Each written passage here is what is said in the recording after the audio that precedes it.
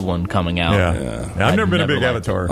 And number one, these are extremely long movies you need to watch at least once. Avengers Endgame. I did think it was good. I'm just not a superhero guy, but I thought it was a good movie. Yeah, I didn't see that one. Is Lincoln not on there, or did that just seem long? Lincoln is not on there, but I'm sure it was long. I saw 5 of the 10. I only saw 2. Lincoln's one of the worst movies I've watched. It seemed like it was really long. I think it was. Some combinations don't make sense. How about this? Heinz and Smoothie King have teamed up to create a tomato ketchup smoothie. That is not good. Not shockingly, consumers are confused by the concoction. You see there, I have a hard time drinking a V8. Do you like a Bloody Mary? I do, but I never finish it. I don't either. I like one about every 3 or 4 months. I may have one Bloody Mary every 3 years. It's like drinking barbecue sauce, basically, though. Yeah, which I love people barbecue that sauce. pound out Bloody Marys at a bar, their breath is awful. Yeah. Wow. I got a buddy who, when we play if we have a morning tea time, he will meet us with a Bloody Mary. And then I have another buddy who is a much more enjoyable drink, is the Malibu rum orange juice with a splash of Sprite. What is that called? Tequila Sunrise? He calls it the wake up drink. Okay, he doesn't have a name for it. So he's thought long and I hard tried to about think this? of something cool on the way. The wake up drink. So this blood red beverage hit stores on Wednesday. It blends the acai sorbet, strawberries, raspberries, apple juice, and Heinz signature ketchup to create, according to this, a sweet tart taste. Wow, it looks awful. Smoothie will be available for $5.70 for a limited time. Priced way too high for this because you're going to throw it away after a couple of sips. Only 5 markets. This is not a commercial, by the way. Chicago, Denver, Miami, and the parts of greater New York. Worst endorsement ever. I'm going to pass. I mean, do you know anybody that would like this, though, really? My daughter loves ketchup, my youngest. I love ketchup. I love smoothies. I like ketchup. Don't like them together. I need French fries with it. Need a burger with it. I don't need. Would you ever? I don't need something fruity. I have dipped my fries in shake or Frosty or something. Yeah, and that's pretty good. But I'm not going to dip them in this. Yeah, it's a good time to remind the kids that are watching that tomatoes technically are a fruit. So when you're blending it with the raspberries and blueberries, right? It's a fruit smoothie. Yeah, it's still a fruit smoothie. Still can't find these, although it's a fruit. Still can't find it in Gatlinburg. Wait, everyone's on the Lego chair. They're questioning my 19 ACT, either that I'm wrong about the tomato, which I think don't know. It can be classified as a fruit or a vegetable. The tomato is a fruit. It's a fruit. Yeah. I think because the seeds are on the inside. Right. Well, if they're seeds, they're always on the inside. No, it's got seeds on the outside. Strawberries got seeds on the outside. Well, other than a strawberry. Everything seeds on the other. I'm questioning your. You didn't let me finish my sentence. I'm questioning your 19 now. Yeah. Fruit was not on there. 25-year-old Longwood man had an unusual reaction after being stopped by a trooper on I-4 for allegedly driving 120 miles per hour, according to this arrest report.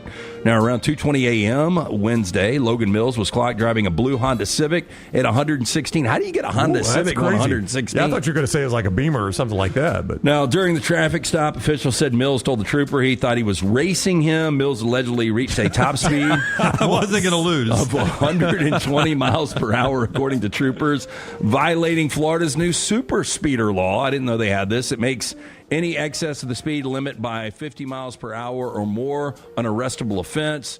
Mills allegedly admitted to driving 90 miles an hour. TNR on the go with a podcast built for your satisfaction. Miss Hour 1, find it in podcast form. Miss Hour 2, stream it now. Miss Hour 3, download it for later. Miss Hour 4, well, just know it's never coming back. Listen to TNR wherever you find podcasts.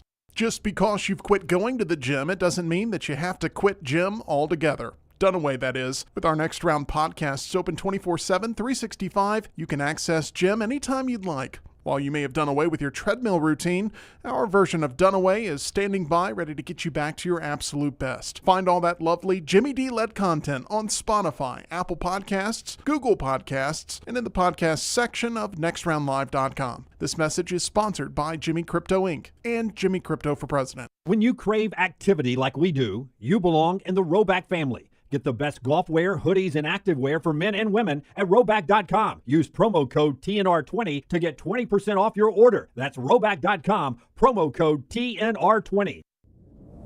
Jim Dunaway, Lance Taylor, Ryan Brown. Live from the Birmingham Racecourse Casino Studios, The Next Round, presented by Bud Light. is on now.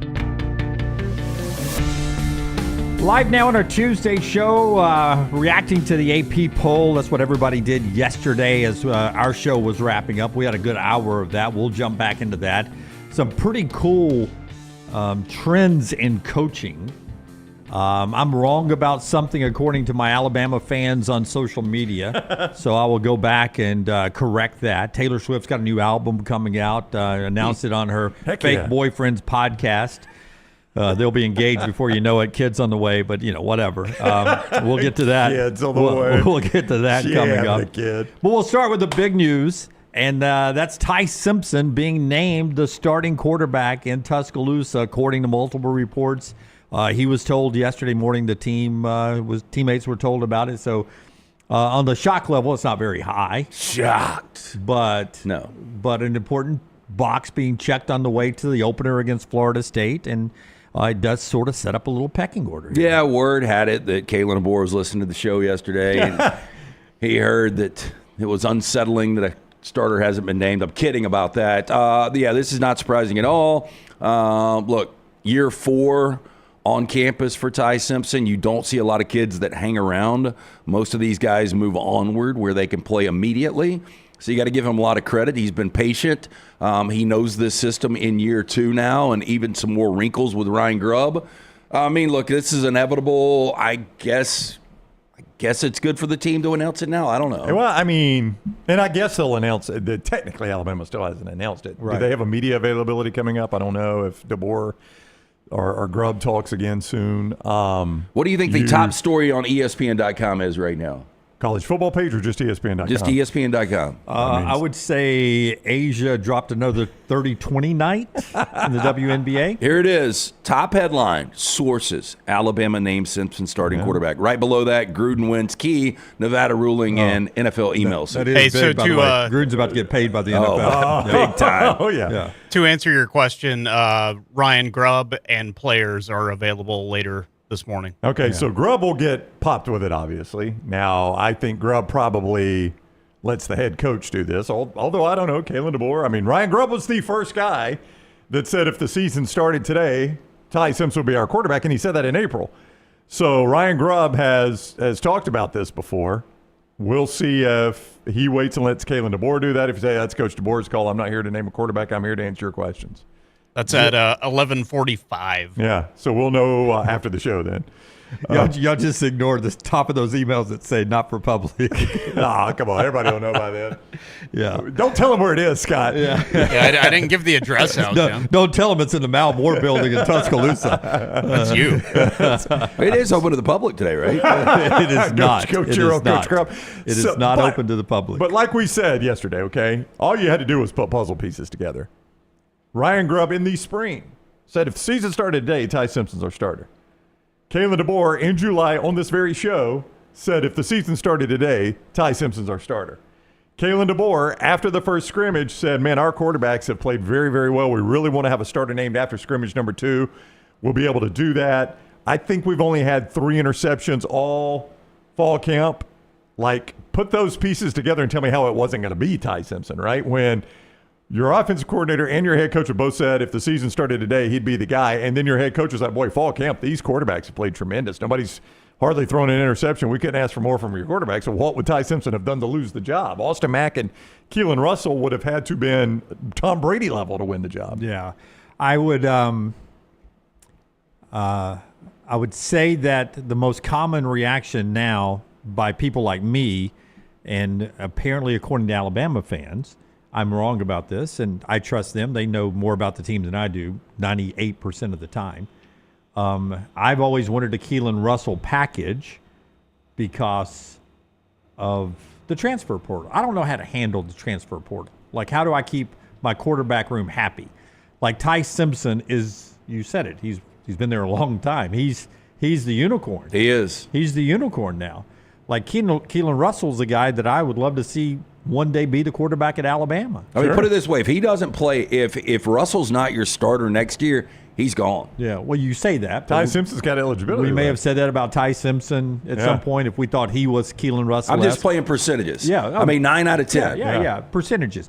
So I stupidly, according to some of my Alabama friends on Twitter, said I can't wait to see if there's a Keelan Russell package now. Now everybody instantly goes, he's not a running quarterback, Jim. Why do you want to see a Keelan Russell package? I didn't necessarily mean just running package. Not necessarily. He's not Tim Tebow, Chris Leak. I just want to see the kid get in the games, right, so that he stays happy. Now, No Cheese and some others are saying, he understands he's not going to play this year. If they want to leave, they're going to leave anyway. If you're not committed to the program, 1 or 2 or 3 plays a game is not going to keep you around, and I understand all that. I just, as a guy who's done this a long time, I don't know how to keep a roster happy. You know what I mean? And that's all I was saying is I hope Keelan Russell, you can't keep them all. Austin Mack, will probably leave, I guess, or whatever, but I want to somehow keep the 5-star guys, the high 4-star guys in the room. I don't know how you keep a quarterback room anymore, and that's the only reason I was saying I hope to see Keelan Russell in meaningful snaps in games. Well, I think the way to sell this, and it's a little bit different, situation to situation, because Bryce Underwood more than likely is going to start in year 1 for Michigan. But I think the way you can sell it is you're going to get paid a lot of money. We envision you being the starter in year 2 on campus. I see your point. Like with Russell, you want to keep him engaged and make him feel like he's part of the program. So, it's one thing to be out there practicing with the 2s or the 3s, but it's another thing that he gets on the field and takes some meaningful snaps, whatever those look like.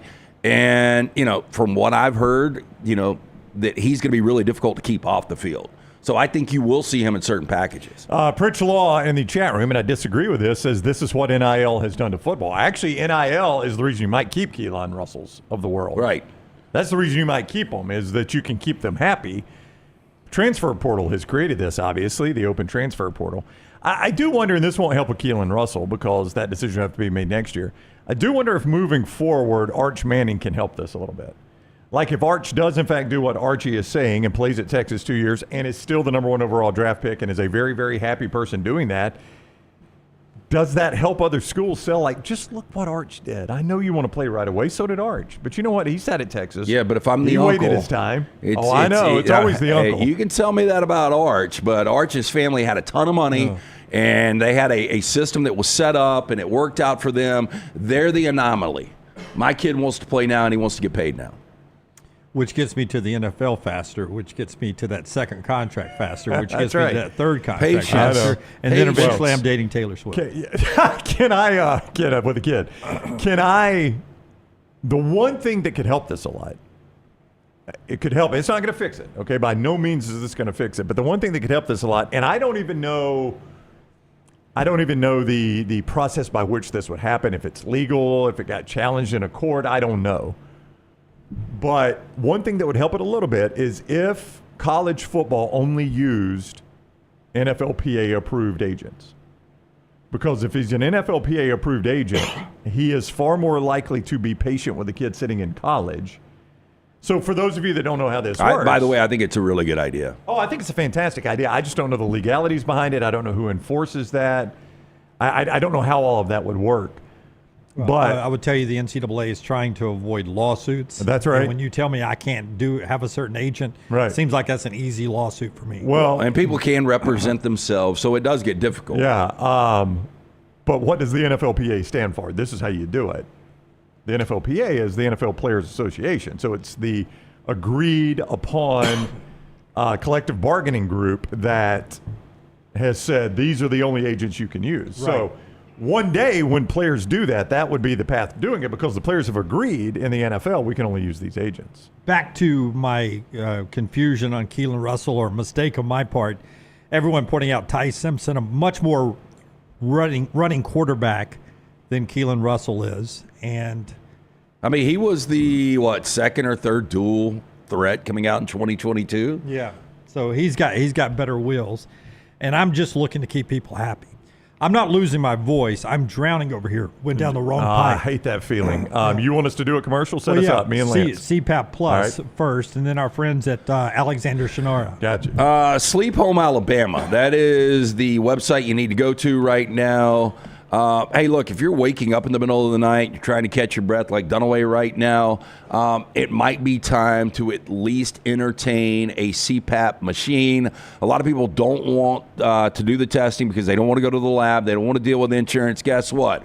$199 home sleep test, no lab, no insurance.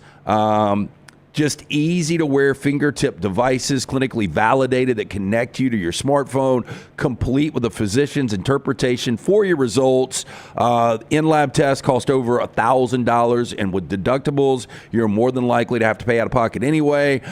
Go to sleephomealabama.com. Our friends at CPAP Plus, 5 locations: Birmingham, Trussville, Pelham, Foley, Troy. Alabama's best home sleep testing and CPAP. Again, for more information and to get that $199 home sleep test, go to sleephomealabama.com. Alexander Shannara is the guy we are talking about here, headquartered in Birmingham for more than 24 years. His firm has grown to more than 150 lawyers, supported by more than 500 dedicated team members. They've recovered more than $2 billion doing what Alexander does best, maintaining his core values: integrity, mastery, passion, and success. When you find yourself in need of a lawyer, you call Alexander Shannara. Call me, Alabama. Alexander Shannara, trial attorneys. You pay nothing unless they win your case. Shannara.com, Shannara.com. Rece Davis coming up in about 20 minutes on the live show. Clay Travis at 10 o'clock. Yeah, so first off, drinking problem. I can't drink water, so there you go. It's the worst feeling when it goes down the wrong pipe. I hate that. Secondly, I'm in the back drowning because it went down the wrong pipe, and nobody offered to throw, compressions on my chest or anything. I mean, you guys are the crappiest lifeguards behind the glass there. Tyler, you didn't have a little ring to throw to him? Come on, I'm drowning up here. You guys know I can't swim. I don't have a ring back here to throw to him. You can drown later from that. Yeah. Later? What? Yeah. Oh, yeah, that was... I was waiting for... At some point in a 3-hour show. At some point in a 3-hour show, I was waiting for this. Do you have that graphic about people that stress about anything? Yeah, I sent it to you. Do you have that ready to put up? This is why I wanted to let you know this. Yeah.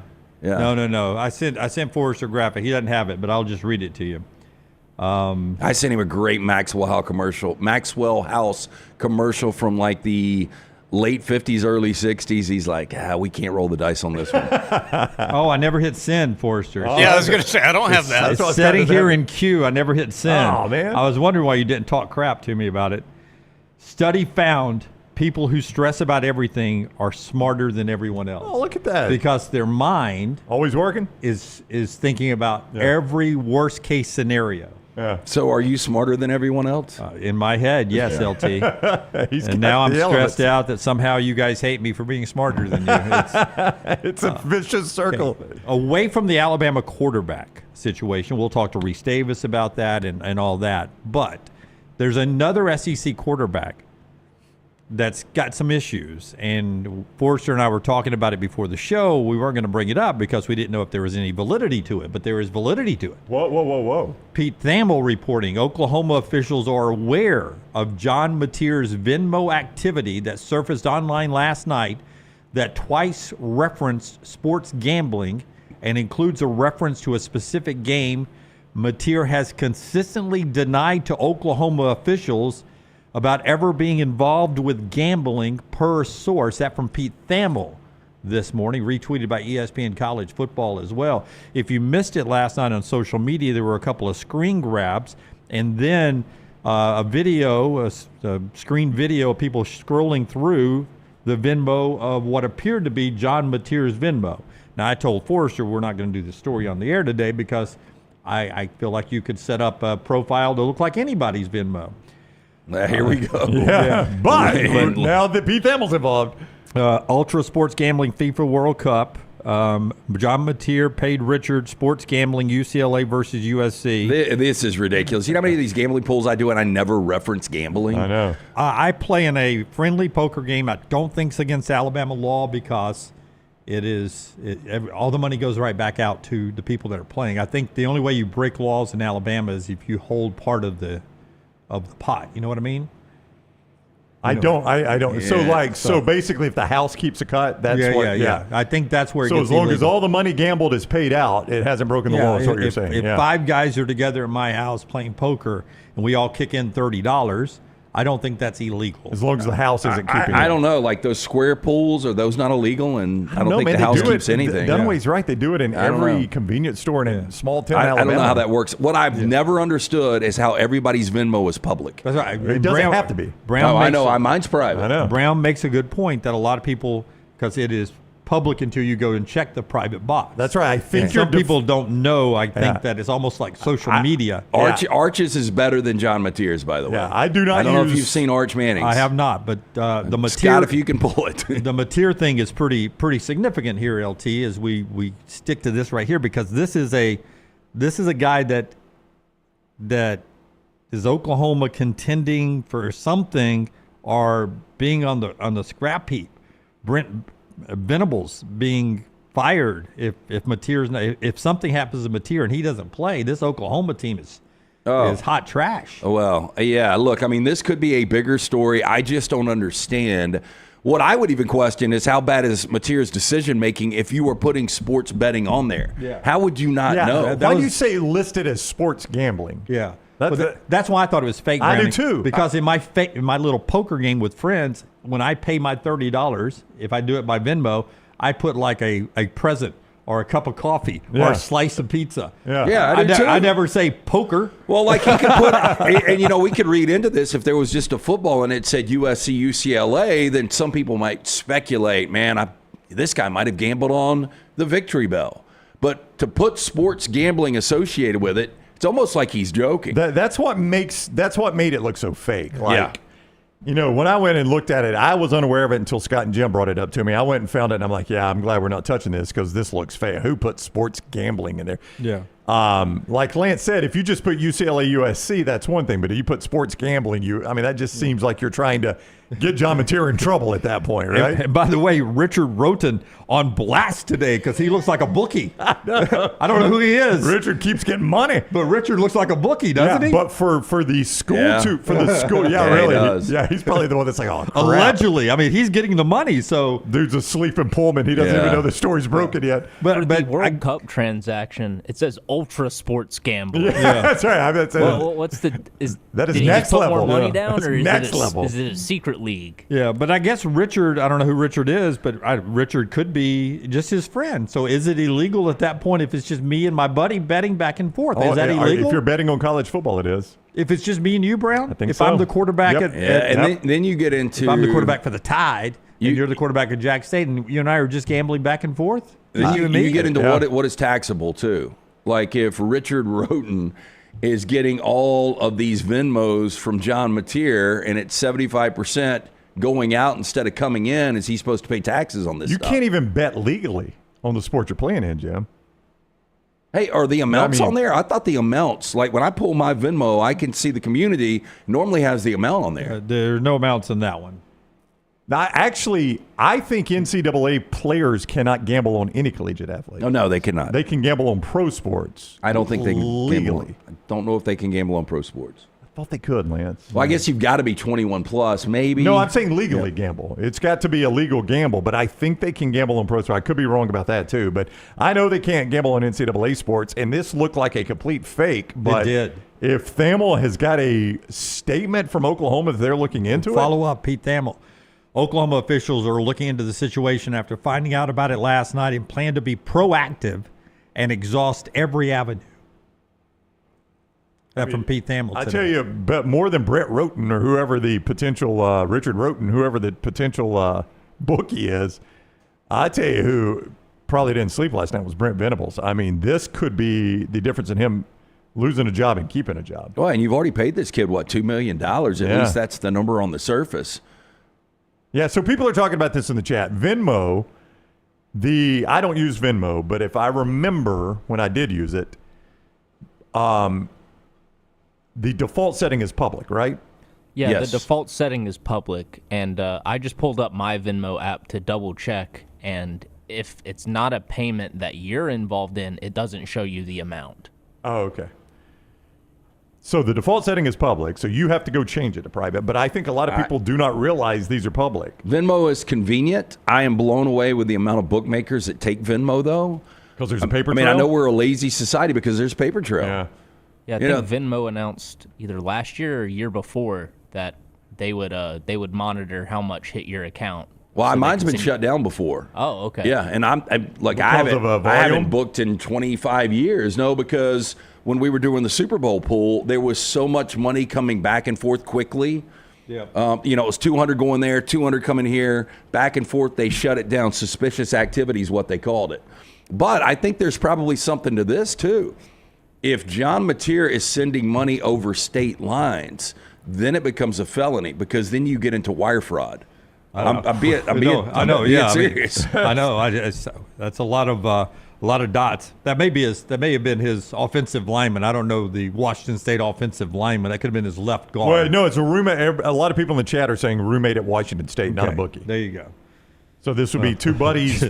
Knowing Lance's public history at the University of Alabama, he could be my roommate at college and also my bookie. That is very true. I think what the lesson's going to be here. And by the way, the runner for a bookie in Centerpoint once was my roommate in Centerpoint. Hey, I know. He was there so much. You're just like, go ahead and live here. The guy who drove my Toyota to the bookie's house was my roommate. Mateer's got to take some responsibility, but Mateer's got representation. And to me, like, you've got to vet all the social media channels from these kids, and you've also got to know about the Venmo. Yeah. That's what people are replying to Pete Thamel is both Washington State and Oklahoma. If it's public, how did Washington State and Oklahoma not know this before? I would kind of agree. I mean, I know excuse me, it's going to sound real stalkerish, but it's not. There's a story behind it, so you'll just have to understand I can't tell the story on the show. But I know a guy that was shut out from some family members' social media and was actually able to find out some of the stuff they were doing based on their public Venmo that he still had access to. Yeah. They didn't realize it. My point there being, like, I think anybody that's vetting somebody and knows what they're doing knows to look at everything. And like, John, do you have a Venmo account? Yeah, I'm going to need to see that too, okay? I mean, I would think that would be something you would say if you know it's public. I mean, it blows me away. Because when I've gone to Venmo, and again, mine's private, but I look around and all these names that pop up, and basically it's just every contact in your phone, right? You can see. Yeah. It's every contact in your phone is wired into your Venmo at that point, and you can see every transaction they've made. Yeah. I can't remember if mine is public or not. Can you check and see? I don't know if I've got you added on Venmo. Oh, wow. There you go. So Tyler's never sent you money. The friend, not friend line is whether or not we were friends on Venmo. That's to right. me. Well, that's where the hard cash takes I don't place. You never order with lunch. you, so we're not exchanging money ever. And when Tyler goes to get lunch, I have Venmo'd you for lunch before. In the last 365 days, I have Venmo'd you for lunch. So I saw this morning because I run around cash poor. That Arch Manning is getting crushed for his Venmo, and people are talking about how immature he is. Okay, let me tell me that story now that we've milked Mateer. No, Arch is just having fun. It's literally boys being boys, and when he puts what the stuff is for, like, $25 to a buddy for butt stuff. Yeah. I mean, I used to do that all the time. When I use Venmo, it was Arch always is getting absolutely crushed today. I used to put illicit drugs. That's what I would put. Like, I would send Lance $50, and at the bottom I would put illicit drugs or something like that. Just something stupid. Oh, yeah, like meet and greet with Caleb Williams was one. Callie's love stuff. I mean, just goofy stuff like that. It's boys being boys. So Couples massage. Arch is getting killed for this. Grow up, bro. Delete your Venmo. I mean, people were getting on his ass. And then somebody stepped in and they said, Arch. well, at least he's not John Mateer's Venmo. Yeah. That is true. Yeah. That's the first place I saw it last night, by the way, which is why I thought it was fake, was the Texas Barstool account was the first one. With the John Mateer? While I was sitting at a poker table. Yeah. I was sitting here out of my hand, and I was like, oh. You know what? It could be pretty fake. cool fake right there. It really could be based on the, I don't want to say momentum, but because this story's kind of brewing with Arch, I mean, would it be past Texas to create something like this? Yeah, but with, again, Pete Thamel, Oklahoma officials are aware of John Mateer's Venmo activity that surfaced online last night that twice referenced sports gambling and includes a reference to a specific game. Mateer has consistently denied to OU officials ever being involved with gambling per source. consistently denied means multiple times, right? If I say yeah. consistently denied, I've been asked a lot. That is more than once I've had to deny it. Well, just make sure that you don't have a DraftKings, FanDuel. If you've got an account, there's a paper trail there. That's right. Yeah. Something to keep an eye on. You're saying, okay, what could the penalties be? You could be suspended for the year. 100%. You could be ineligible. Yeah. Well, and that's one of the things. Like if you go to Oklahoma and you're like, hey, we got to investigate this. You know, do you play him immediately? You got Michigan in week 2. I know, absolutely.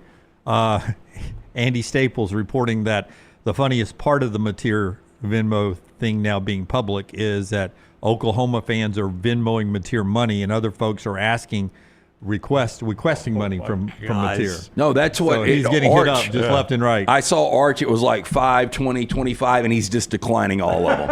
And you wonder what the number is where he accepts it finally. Yeah, it's crazy world, man, all connected. All right, one more thing to get here in this opening segment after we tell you about a couple of our great sponsors. One of them is Greg from Pell City. He is the guy that owns Storm Restoration Roofing with his wife, Andrea, pictured lower left, a couple there together. They are the family-owned business that's been locally owned for over 20 years that will help you with your roof. Listen, rainstorms, windstorms, cold weather, you don't know what goes on up there that can sort of loosen up shingles or maybe make a crack in a joint or some kind of piping up there that gives you a water entry point that can cause thousands of dollars worth of damage on your roof. So get a free no-cost roof inspection to make sure you're good, to make sure you're tight on that roof up there. And they'll do that for free and no obligation. 3 ways you can set that up. You can go to the website, stormrestorationroofing.com. You can call Greg Nelson on his cell phone, 205-542-3531. Or you can go to Facebook and follow Greg from Pell City and message him right there. They're A+ rated with the Better Business Bureau, and they handle storm damage, roofing replacement when they age out. Greg's even got his builder's license. He can help with some restoration and repairs there. And insurance providers absolutely trust and love this guy because they've been working with him for years. 205-542-3531 or Storm Restoration Roofing right there online. You can check them out. All right, the last thing I wanted to get to in the opening segment because buried in shows, buried on websites, blurbs, you don't get a lot of corrections. We didn't really do this story, and I'm proud we didn't really do this story this time around. But I will, even though we didn't do the story, I will come back and give you the cleanup of a story that we really didn't jump into. Malcolm Simmons, the wide receiver at Auburn, the case has been dismissed, and the sophomore wide receiver is cleared of all wrongdoing, according to Jason Caldwell, the story I read there. 40 receptions, 451 yards, 3 touchdowns last year. Had been accused of some domestic violence. Auburn had done their due diligence before camp opened and cleared him of any Title IX wrongdoings and allowed him to start participating with the team. And then Malcolm Simmons is now cleared legally of any wrongdoing as the charges are dropped there. Important on what has been a really good week for Auburn, where they picked up 4-star wide receiver Jace Matthews, which I think Brownie jumped them way up. I think in the recruiting 40, department. if I'm not mistaken, yeah. And they're in the mix for a 5-star safety out of Mississippi, Braylon Womack. So an important story there for you. All right, when we come back, Rece Davis joins the show. That's brought to you by our friends at Bojangles. It can be bow time for you. You like a good dipping sauce? You want a good chicken tender to go with it? I got great news for you. You can head to Bojangles for lunch today. They got all the great sauces. Hey, and don't forget, this coming football season, let them cater your party as everybody comes over to the house to watch some games. From that honey mustard to that barbecue to that creamy buffalo or peach honey pepper, jalapeno ranch, house-made ranch, they got it all. Even the Bo sauce right there at Bojangles. So get some of those hand-breaded tenders with your favorite sauce today. It's Bo time. Rece Davis is next. Follow Dunaway on Twitter and Instagram at Jim Dunaway. Have you been injured in an 18-wheeler accident, company truck accident, car accident, or work-related accident? Call Alabama's largest personal injury firm. Alexander Shannara Trial Attorneys will fight for every dollar you deserve, and it won't cost you a dime. Trust me. What do you say, man? Call me, Alabama. Call 659-777-7777 or go to Shannara.com. No representation made that the legal services provided are better than legal services provided by other attorneys. Stop by the New York Butcher Shop and pick up the finest in certified Angus prime beef steaks and burgers, premium pork chops, ribs, and all-natural chicken cut to order just for you. Their chef-prepared entrees and side dishes are the perfect dinner-to-go choice for your family and are ready to heat at home. With a great selection of fine wines and desserts, the New York Butcher Shop is your one-stop dinner shop. 2 locations to serve you, Cahaba Heights and on Highway 119 in Greystone. The New York Butcher Shop. Rare quality, well-done service. It is the first college tailgate party of the season. Boiling and Bragging. Saturday, August 16th, 6 to 8:30 p.m. in Mountain Brooks Crestline Village, near O'Neill Library. Come enjoy great food, kids games, live music, and support your favorite team at Boiling and Bragging. This annual event benefits the Critical Care Transport Team at Children's of Alabama. Saturday, August 16th, 6 to 8:30 p.m. in Mountain Brooks Crestline Village. For more information, visit boilinginbragging.org. That's the letter N, boilinginbragging.org. The World Wide Web is a large place. Find all your favorite people and content in the same spot. NextRoundLive.com is full of wonderful tidbits about the show you know and love. Find our gear, listen to your favorite personalities, follow our socials, and enjoy your trip to NextRoundLive.com. Hey, let me tell you about our friends at Urology Centers of Alabama. Compassionate and comprehensive urological care with 35 physicians, 17 locations across Alabama. Their patient-centered approach to all of your urological needs. Remember, they've got that new men's health center. It is beautiful, helping men with a wide range of sensitive male issues in a comfortable environment. You can always go online, visit urologycentersalabama.com, schedule an appointment with one of their many urologists today. Take TNR on the go with a podcast built for your satisfaction. Miss Hour 1, find it in podcast form. Miss Hour 2, stream it now. Miss Hour 3, download it for later. Miss Hour 4, well, just know it's never coming back. Listen to TNR wherever you find podcasts. Storm season is here. Make sure you have a plan of action in place right now. Greg from Pell City and Storm Restoration Roofing should be your first call when storms hit. Insurance companies love working with Storm Restoration Roofing because of Greg Nelson's name and reputation in the industry. When storms hit, call Greg Nelson. He's local, 205-542-3531. He's the home of the free no-cost roof inspection. Greg from Pell City on Facebook, 205-542-3531. It's Storm Restoration Roofing. Hey friends, if you're looking to expand your business and inform the Next Round audience about your exciting brand, contact us at sales@nextroundlive.com to be part of the team and advertise your product to hundreds of thousands of potential consumers on our ever-expanding platform. Let the Next Round help take your business to the next level. Get more information by emailing us at sales@nextroundlive.com, and one of our team members will work with you to build a plan to take your business to the next level with the Next Round. It's bow time. Tired of choosing between sweet and savory? Why not have both? Introducing Bojangles' new chicken and bowberry waffles. The bold Cajun chicken filet you love, now drizzled with a bowberry honey glaze and sandwiched between 2 warm waffles. Which means your favorite meal of the day just met your new favorite dish. And lucky for you, it's served all day. But it's only here for a limited time, so try chicken and bowberry waffles at Bojangles today. It's bow time.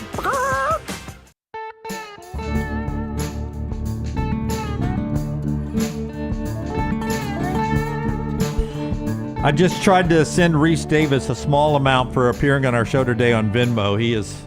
We are not friends on Venmo, and he is not public as far as I can see. So he's a little better off than John Mateer is this morning. Send him a check. Rece will take a check. Rece Davis, ESPN Gameday.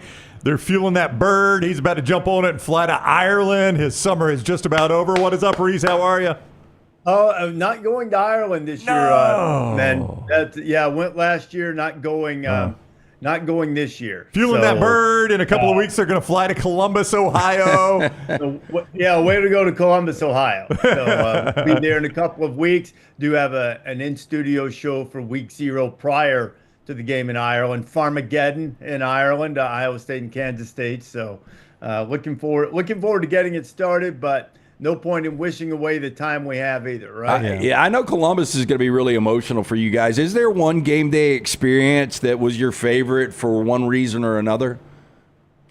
I mean, I think there are a number of them that leap to mind. The Washington State trip in 2018. I think I probably talked to you guys about that before. It was such a cathartic thing. I believe for Cougar fans, it'd been a 15-year crusade to try to get game day there. So, I remember LC really enjoyed that trip as well because it sort of epitomized what the show means and what he had been the cornerstone of building. That people care enough to really want it to come to their campus. So that's probably the one that will always resonate with me. The best crowd we've ever had in terms of being responsive was last year at Cal. I mean, that was amazing. It was hands down the best and most responsive, engaged crowd we've had in my now 10 plus years on the show. We had great crowds, had a bigger one at James Madison when a Jonas Brothers concert broke out immediately after the show and during it momentarily. But the most responsive, most engaged, most celebratory, funniest crowd was last year at Cal. I mean, so but there have been a lot of great places. Anytime, what was it Kenny Dillingham said the other day, that whenever you praise someone that you are indirectly talking trash about someone else, and so I don't mean it to be that way at the other places, but those are just places that have stood out. And I would love for you to promote the Not So Fast My Friend Lee Corso special coming up as well, because before we get to that week 0 football, we got a chance to celebrate Coach in prime time on ESPN, right? We have. I sat down for a lengthy interview for that a few weeks ago, and it's going to be quite a walk down memory lane. And so, I'm looking forward to seeing the finished product, the people that the producer said they'd spoken to, and the stories that have been shared, and the different things. And I don't know if they ultimately talked to Craig James or not. Craig was one of the original guys on College Game Day, and he was my partner on Thursday nights for a number of years. And Craig told a great story on social media that I'd never heard before, that it would certainly fit in that piece if they ended up talking to him, which I don't know if they did. But he was talking about the early days of College Game Day and getting hotels extraordinarily difficult, and still is, but they've turned it into more of an art form now. And there was a place, he might have said Tallahassee, but where it was is sort of immaterial. LC and Craig James had to share a hotel room. So they're in this dinky, probably the door opens to the parking lot, and they're in there. And Craig said that every night he had heard, and LC had said that he smoked a cigar and took a shot of NyQuil. And so he said, LC said, there he is, pajamas, pulled up in the bed. He just smoked a cigar, a shot of NyQuil, and said, good night, sweetheart. We'll kill him tomorrow.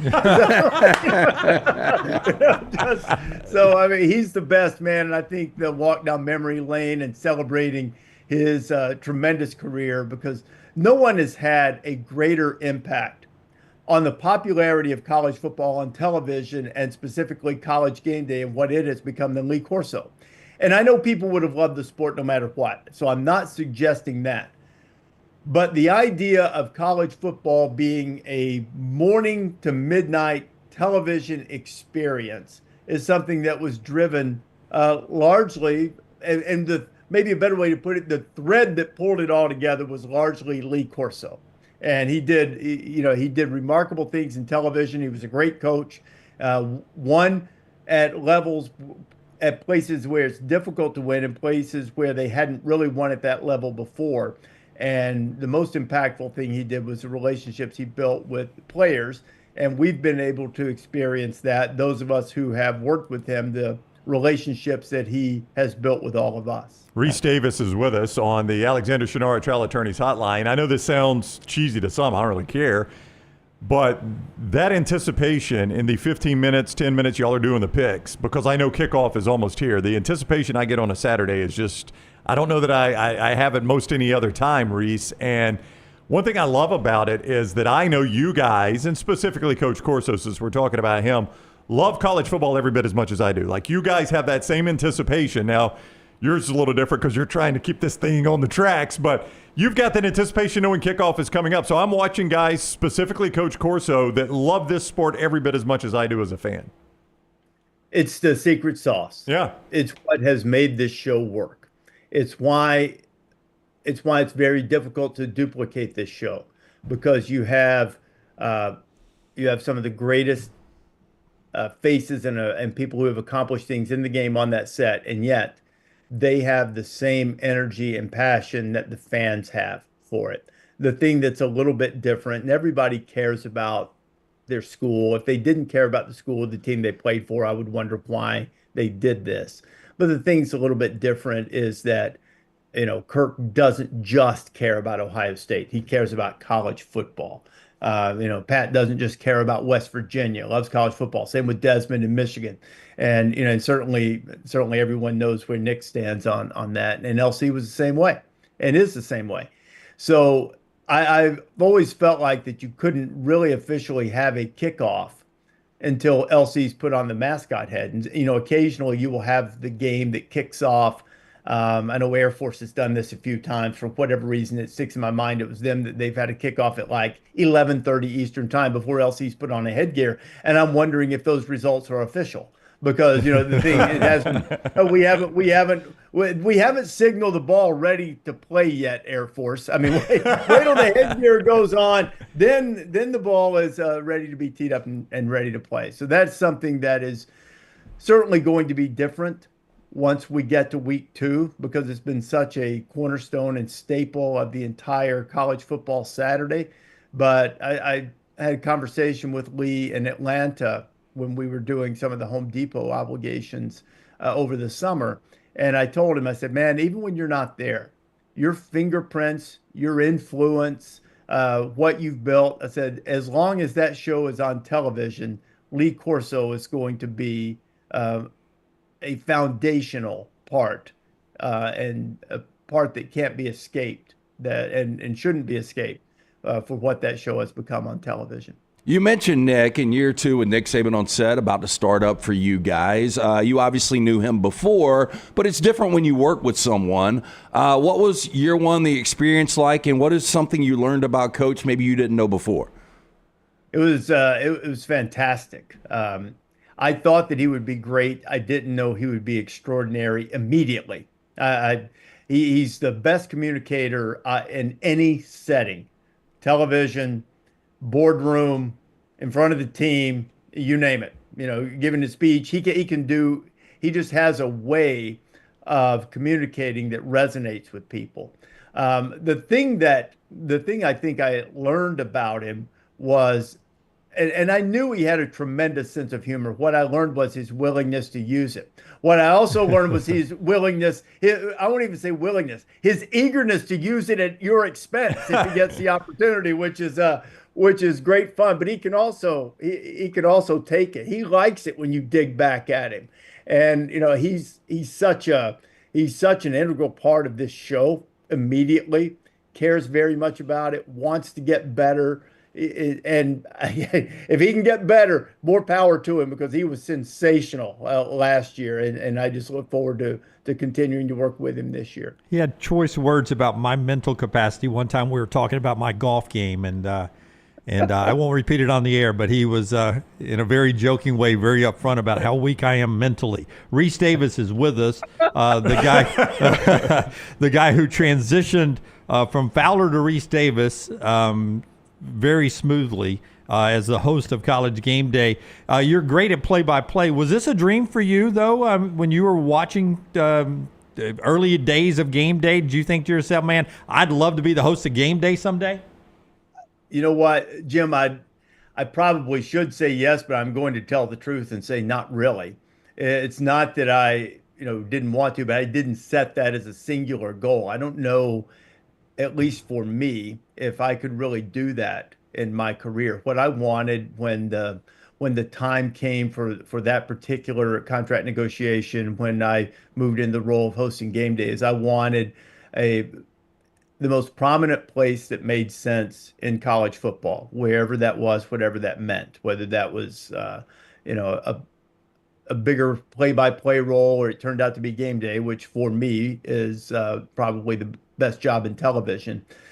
So, but it wasn't the singular goal that someday I'm going to host Game Day. I know, like, there are some people, someday I'm going to anchor the nightly news on a network, or, someday I'm going to have my own show with my name on the show. Maybe people, set singular goals like that. I really didn't. I just wanted to be in position to broadcast this sport in a prominent way and something that was rewarding personally and professionally. And I was able to find that. And, I've got great guys to work with that make it very rewarding. This narrative that your guys' first game day location is going to be dampened because Fox has this as an 11 a.m. kick, is that a true narrative in your experience? We've done it so many times. I think where that comes from is the fact that fans, a lot of them, not all of them, but a lot of fans don't like the fact that their pregame festivities and tailgating is cut short. They like the excitement and the buildup of the night games. And I get that. But, it's also pretty cool to, to get things started at that time of morning. I'm not trying to, promote our competition, but, they took a direction in their strategy that, in my judgment, was pretty smart. That was, that whole window for years in television, with the exception of maybe some late November games, was largely the build-up window. You didn't have big games in that window very often. They saw an opportunity and they've used it. And we're not the pregame show for ESPN, ABC games. We're the pregame show for college football. So it doesn't really matter to us which network a game is on, nor does it really matter to us what time the game kicks. We get a lot of energy from being able to go inside the stadium with noon kicks, so there's a real value to that. But there are also times when it's great to, wrap it up at our site on campus out there, and you get that same type of energy, and you can do some things. Occasionally, you can be a little bit limited inside the stadium in terms of execution of elements.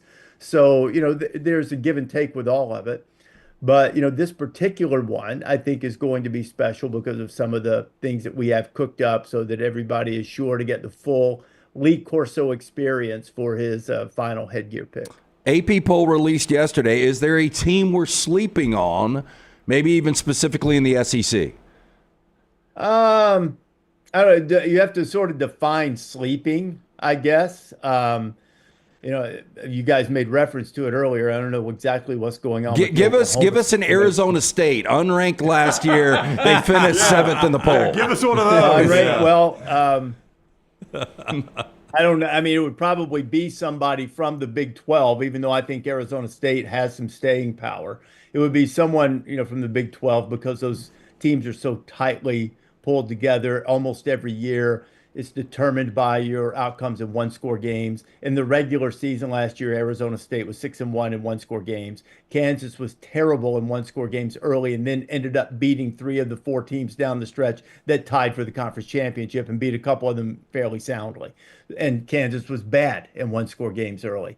I would say, I don't know if anybody's sleeping on them because of the amount of money that they've spent, but if Texas Tech can keep Baron Morton healthy at quarterback, they've certainly added a lot of pieces. Who knows how that chemistry will be. In the SEC, I don't know that anybody's sleeping on any of these teams because there's been plenty of attention on John Mateer and how that might elevate Oklahoma, and their defense should be pretty good. Same with Florida and DJ Lagway. Many sleeping might be Georgia, because I have some questions about Georgia too, about Gunnar Stockton, about lines of scrimmage. They've got, all-stars, or as our friend Phil Steele might say, they've got a lot of VHTs, very highly touted on the lines of scrimmage, but they haven't necessarily played a ton. So, I think a team that's ranked that might turn out to be championship level might be Georgia. A team that you're not thinking about as much, it's still ranked, but not up there, would be Texas Tech. And, I think another team right now, I do think they snuck into the poll, although I didn't rank them in the preseason. Look, Tennessee, if Tennessee's quarterback situation is okay, and they find some replacements for, their strength on the defensive front last year was the fact that they ran 1,000 guys at you. It was really good. Well, a lot of those guys are gone. More snaps for other guys, or do they find guys to backfill and they're still just as good? Tennessee could be a team that I don't have ranked right now, but easily could make a charge up the standings if you go, oh, okay, Heupel's an offensive genius, and Aguilar, or one of the young quarterbacks, they picked this up, they're good, and here we go. But, I think you have to wait and see. But that's a theme across the country. There are so many. I like this team. Let's see what happens at quarterback. Alabama, Georgia, Notre Dame. I'm not putting Texas in that category. I'm pretty sure we know what we're getting there. It might not be a completely finished product, but everything will be fine. Just kind of looking down the list, Miami's got a little something to prove, although certainly Carson Beck has played a lot. Ohio State is the obvious one. Ohio State, even with the guys they're replacing, loaded everywhere. But what about the quarterback? And, Ohio State and Georgia, to me, are a lot alike. They're loaded. They have some questions or some inexperienced guys, relatively speaking, guys who played. Georgia has guys who have played on the lines of scrimmage. They're just elevating their role. Ohio State, the same. Ohio State's got a lot of transfers on the offensive front. Notre Dame's loaded, waiting to see who wins the quarterback race there. Oregon should have a guy. Dante Moore's played at UCLA, but really getting his first shot at Oregon. It's a recurring theme, really, throughout these highly ranked teams, and it might open the door for some of those teams that are outside the top 25 or, just barely made it in to make a charge if things come together well for them, particularly at that position. Always love how Atlantic will casually ask you to pick out this year's Arizona State, and I always like to point out that if you could do that, when I'm walking past the Bellagio, it would likely be towards a Caesar-esque Rece Davis statue. Well, you know what happens is last year I thought I'd found them. I picked Kansas to go to the playoff last year. That's why I'm pretty in tune with what happened to Lance Leipold's team last night. I picked him to win the Big 12 and go to the playoff because of, I'm not casting aspersions at the Big 12. That's a really great conference to watch. It's high-level ball. All the teams are really, really similar. In some ways, it's not style of play, but in terms of, variance and how much separation there is among the teams. It's a lot like the NFL. Make a play here, don't make a play there. Cost you the game, win the game. And, the Big 12's fun. I just picked the wrong team. I picked Kansas last year, and it turned out to be Dillingham's team. I spent some time with Kenny a few weeks ago out there and was around a lot of their guys. Got to replace Scattaboo. That's tough. He was like, 60% of their offense. But, man, I think they're going to be good. They've got veterans up front. Sam Levitt's ready to take that another step in his evolution as a quarterback. Got a terrific receiver. Running back transferred in, Kanye Udo from Army. That their center, Ben Coleman, I said, what's the difference in having Udo back there as opposed to Scattaboo? He said, there's no arguing in the backfield. I said, what? He said, Cam and Sam argued right up till the snap most of the time. And, about what the protection was, which way it was supposed to slide, what they were doing. He said, Kanye really doesn't do that. And I said, well, that's the military background. He's going to take the order. That's right. He's going to execute the plan. Yeah. Right? Hey, Rece. He's a really good player, by the way. He'll do a good job for them. 29 of the last 31 years, the top 10 AP team has finished unranked. That's the hard one to predict. Try predicting that one. A top 10 team finishing unranked. It happens so often, 29 of the last 31 years. So, good luck. That's the impossible one because you wouldn't rank them there if you that's right. thought that. Yeah. It would probably be. This is almost absurd to say, but maybe Oregon or who? Let me wait. I'm looking at my vote. Let me look at. Let me look at. I know it's history, Rece. You can't find one this year. It's not going to happen this year. No, here we go. You know what I'm going to say? Okay. And this is probably going to. They already think I don't like them, and it's just not true. If I had to pick one, I'd probably say Miami. Yeah. I don't really believe it, but if I had to pick one that was going to be unranked. It would be, maybe Beck's not healthy, maybe it doesn't work out, some of the players they've lost. But you're right, it's going to happen. Someone's going to get into a tailspin and it's going to get sideways on them.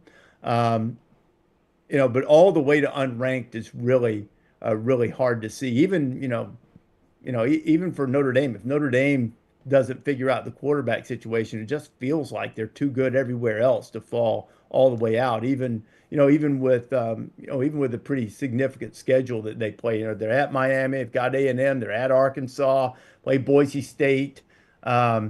They got USC at home. Schedule-wise, it would probably be Notre Dame, but I think they're way too talented for that. 2 weeks from Saturday, you'll see Rece and the entire crew for Coach's final show, Coach Corso's final show there in Columbus, Ohio. It will be an emotional, fun time, and we'll have kickoff right after that. Rece, thank you very much. Kind with your time. We always appreciate it, my friend.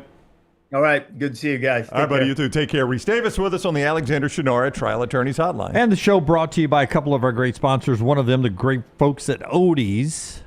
Odie's Tavern tomorrow night. Team Trivia. We do it at the original location, Crestline, every Wednesday night, 8 o'clock. Me, Brown, Will Haver, come out and join us. Get some of the great food from Rodney Davis. Been doing it almost 40 years now. The award-winning wings, delicious burgers, great sandwiches like the Diablo sandwich, ice-cold beer buckets full of the Bud Light. Again, tomorrow night we will be out at Odie's, the original location, the other location, Edgewood, Birmingham Institution. Come out and see us, Odie's Tavern. And our friends at Way to Wellness, your journey to healthy living. At Way to Wellness, they've got a planforme.com. That's the website. Every plan is different. But also, if you suffer from diabetes, you've got heart disease, if you experience sleep apnea, they have a diet plan that will help you with all that stuff. Not just weight loss, but weight loss. It's an easy way to jumpstart that with Leslie and her board-certified team. The website is a planforme.com. Personalized plan. You can do meal replacements, injection therapy. I use protein bars so I don't bad snack throughout the day. No contracts, no sign-up fees. Your first consultation is free. Way to Wellness, your journey to healthy living. He mentioned the Notre Dame quarterback situation from Pete Nakos on 3 Sports and Notre Dame camp.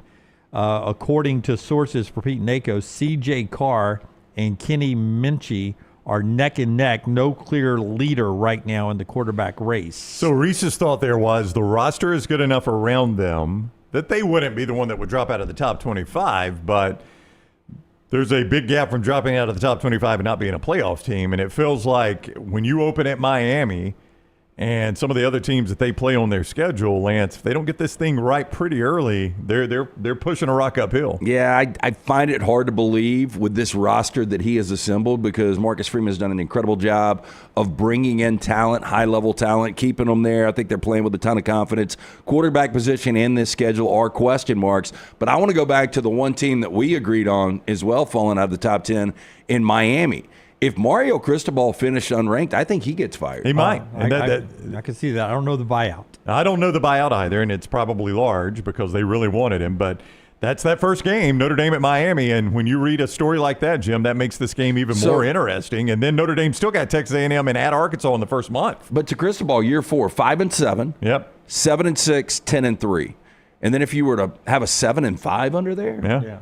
Yeah, the overall looks bad. Yeah, no doubt. And keep in mind, coming off of a pretty significant injury for the quarterback in Carson Beck, if that arm strength isn't the same, it'll be interesting to watch them in that opener against Notre Dame. Before LT tells us about LancesLock.com and our friends at Hemphill, Dylan Lonergan, longtime Alabama, number 36 overall player in the 2023 class, was in Tuscaloosa for a bit. Lonergan is the starter for Boston College. He wins that job. And E.J. Warner wins the Fresno State job, son of Kirk Warner. How about that? How about that? Watched him play a little bit when he was at Temple, and he's got a lot of experience. He just turns it over a ton. And our show brought to you by LancesLock.com. Coming off another winning night in baseball again. Rough week 1 in the preseason. We will bounce back with that starting up on Thursday night. But more Major League action for you today. Free play every single day. LancesLock.com. Always brought to you by our friends at Hemphill Services. Trust the name. Birmingham has trusted since 1954 for all of your plumbing, heating, and cooling issues. 205-229-2090. Call Adam, Chad, Andrew. The guys there, they are awaiting your call. For more information, HemphillServices.com. If you're looking for a club home in Birmingham, may I recommend Inverness Country Club. It is a great place to find community, to connect, and you can join right now. In fact, set up a tour and see more about Inverness Country Club with our friend Aaron, 205-991-8608, or online, iccalabama.com. Social membership that includes that resort-style pool complex and a full-service cabana and bar. Sports membership with the tennis and the pickleball, the beautiful championship 18-hole golf course, and a newly expanded practice facility as the golf membership. They've also got child care there. You and your wife on a day on the course or the courts. You got dinner. You got a business meeting. They've got childcare there to take care of the kids. See more, ICCAlabama.com. ICCAlabama.com. The best days happen at Inverness Country Club. Take the next round anywhere you go with official Next Round gear. Buy yours today at nextround.store. Have you been injured in an 18-wheeler accident, company truck accident, car accident, or work-related accident? Call Alabama's largest personal injury firm. Alexander Shinara Trial Attorneys will fight for every dollar you deserve, and it won't cost you a dime. Trust me. What do you say, man? Call me, Alabama. Call 659-777-7777 or go to Shinara.com. No representation made that the legal services provided are better than legal services provided by other attorneys. Storm season is here. Make sure you have a plan of action in place right now. Greg from Pell City and Storm Restoration Roofing should be your first call when storms hit. Insurance companies love working with Storm Restoration Roofing because of Greg Nelson's name and reputation in the industry. When storms hit, call Greg Nelson. He's local, 205-542-3531. He's the home of the free no-cost roof inspection. Greg from Pell City on Facebook, 205-542-3531. It's Storm Restoration Roofing. When you crave activity like we do, you belong in the Roback family. Get the best golf wear, hoodies, and activewear for men and women at Roback.com. Use promo code TNR20 to get 20% off your order. That's Roback.com, promo code TNR20. Twin Peaks is the best in the game. Here, you're in the red zone for every college rivalry and divisional matchup all season long. I mean, where else are the scenic views as good as your view of the game? Only at Twin Peaks, the #1 sports bar. Follow Next Round Live on Twitter, Instagram, Facebook, and YouTube. The social media team at Next Round Live is dedicated to giving you daily news conferences and practice video from UAB, Alabama, Auburn, and around college football. Follow and compare to the sites you used to visit. You'll also get the latest highlights and news from the Next Round Daily Show. Turn on the notifications so you don't miss a thing. Follow Next Round Live on Twitter, Instagram, Facebook, and YouTube. See more at nextroundlive.com. At Central State Bank, we are large enough to serve you and small enough to know you. Manage your money with ease, whether it's mobile banking, hassle-free checking, competitive loans, business solutions, or personalized financial advice. We're your hometown bank with big-time service. Visit us today and experience banking made simple, because at Central State Bank, you come first. Member FDIC.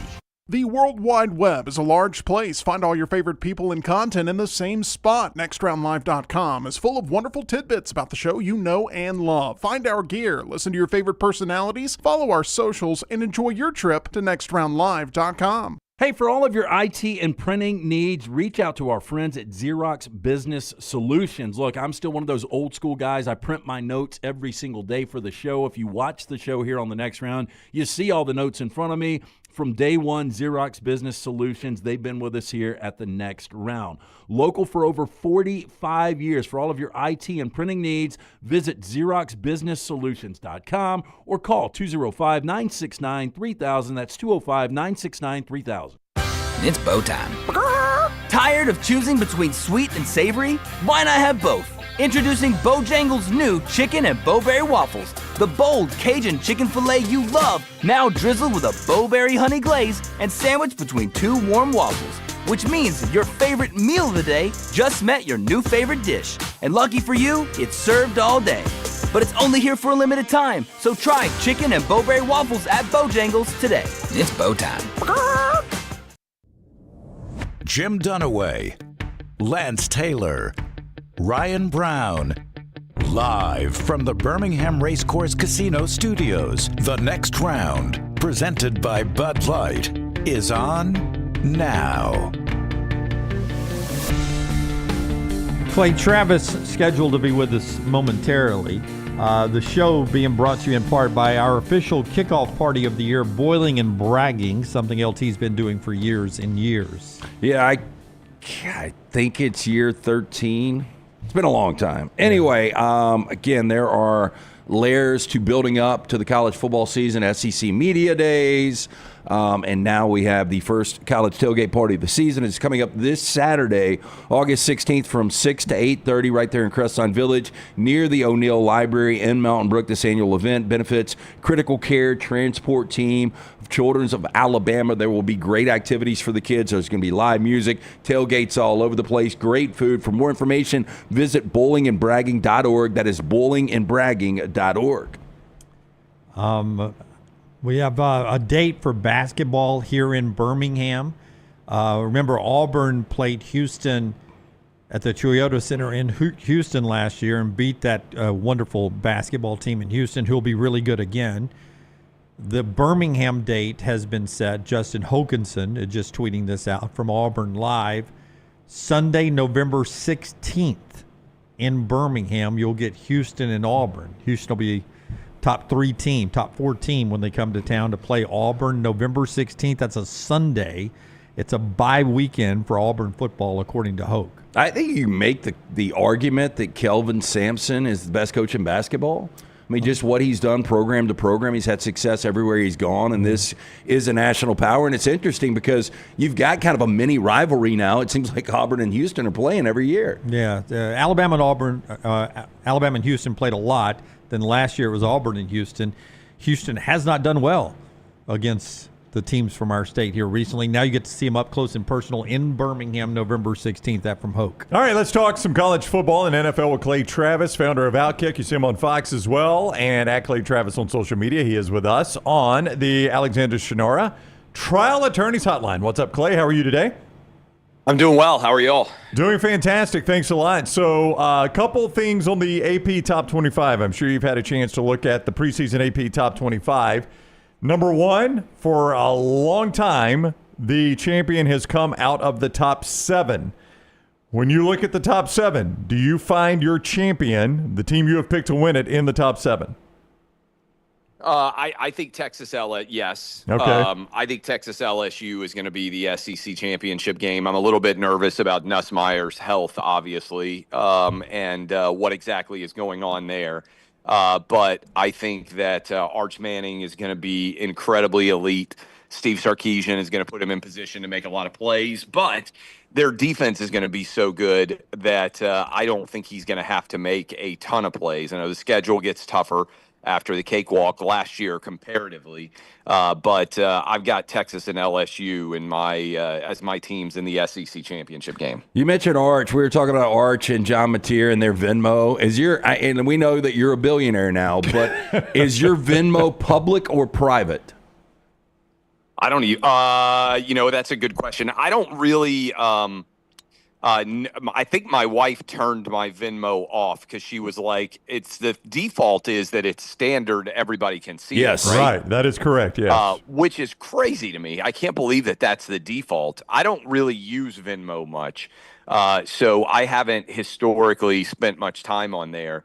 But I believe it was public, and my wife was like, hey, everything that you have ever paid is showing up as a public feed for everybody. And so she said, like, you got to change that. So I'm pretty sure she changed it a couple of years ago for me. But I don't really use Venmo that much, and this is going to sound like a rich guy thing. The limits aren't that high. So, like, if I lose a bet with a buddy or something and I want to pay him off, or vice versa, it's hard to move much more than, at least in my experience, a few $100s.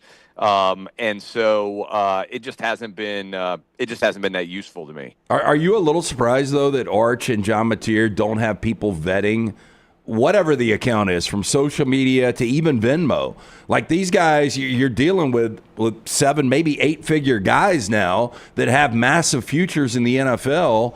Arch is more comical, but Mateer's, there are some, at least links to potential sports betting. And these things are in the public forum. I mean, it just blows me away that somebody hadn't caught this before. Yeah, I'm surprised that the schools wouldn't be on top of this because, the schools monitor the players' social media a lot, just to try to keep them out of trouble. I don't know if you guys read the Dan Wetzel story, but I mean, leaving aside the idea of money getting transferred and stuff like that, I mean, I can't even imagine the number of fake good-looking women that are constantly sliding into the DMs on Instagram. By the way, some of them are real, but a lot of the fake scammer bots, so to speak, that are constantly jumping into the direct mentions and the feeds there. So yeah, I am surprised. I'm surprised that every school wouldn't be monitoring things like this, and also, frankly, I'm surprised. I know Cooper and pretty well at this point. I mean, I've known him for years, and he's a super sharp guy, and his wife too. And they kept Arch to a large extent off social media, which I think more and more parents are going to talk about as being a smart decision. And I bet this is a case that they just didn't realize this stuff was public. Like I didn't realize it was public. I mean, to me, the fact that the default is all the money that you spend and what you label as you're spending it on, that it's just constantly going into a river, basically, of people being able to look at it, is wild to me. That was the default. I couldn't believe it when my wife was like, "Hey, Venmo, everything is public." I was in disbelief that could be true. And listen, you're a public figure, and you could be a target. The Clay Travis that I can find on Venmo, 4 transactions in 2021. I know they're not you, but a girl named Sophia paid Clay Travis on June 25th, 2021 for alcohol. Clay paid Sophia for bougie edibles. Thanks, honey. Then on August 25th, Clay paid Sophia for sexy underwear. Whoa. And then, oh, wow. This is where the edibles and alcohol go. But the last one's the best one. Do we know what Sophia looks like? We don't. But the last one on September 20th, 2021, Clay paid Sophia for a mediocre lap dance. That's really funny. Wow, that's legitimate. Yeah. Mediocre Clay. Mediocre lap dance. Mediocre lap dance. Yeah. I mean, wow. 2021. I mean, I hope I was wearing a mask. That's funny. There is on Instagram, and I know this because the kid emailed me at some point. There's like a 23 or 24-year-old kid named Clay Travis, who is Clay Travis on Instagram, because I'm Clay Travis Outkick. And he was like, dude, the amount of stuff that I get sent, like every time you give an opinion, he emailed me at some point. I think he was a smart kid. He went to like Princeton or something like that. And he emailed me and he was like, every time you give an opinion on like a controversial SEC topic or something, he's like, on Instagram, I just get angry messages pouring in from people. Like, and he's like, he said the only reason he knew who I was because he was like, why, why am I getting all these Clay Travis messages? And so I thought that was funny. So maybe it's that kid, but I have a Venmo account, but it's been private for, 7-8 years because Laura, way smarter than me, saw that everything was public for a long time ago. And she was like, you got to, shut your stuff down and make it private. Clay Travis on the Alexander Shinara Trial Attorneys Hotline. Since we were just talking about this before we got to the top of the hour, because Dunaway, what's the Notre Dame quarterback? I mean, not that the names matter, but C.J. Carr and Kenny Minchie. Yeah. Neck and neck. Yeah, and Notre Dame is a legitimate national championship contender, but if you struggle a little at quarterback, this first month for them, Clay, at Miami, that's a tough spot. Sunday night before Labor Day. That's the Sunday night game. After a bye week, you host Texas A&M. Say what you want about A&M. I don't know how you feel about them. You better beat Purdue, but then you're at Arkansas. I mean, if you are uneasy at quarterback, that's at Miami, Texas A&M at your place, and at Arkansas. Those are really, really difficult games. Yeah, they are. And now, the skeptics out there will be like, they can go 2-2. Yeah. And if they go 10-2, they'll still feel like they deserve to be in the playoff. So, but yeah, out of the gate, look, Miami is a team that I know is highly rated without Cam Ward. But, they've got a lot of money that they have spent on Georgia's quarterback to bring him down there. So I would expect them to be performing at a fairly high level if he's healthy.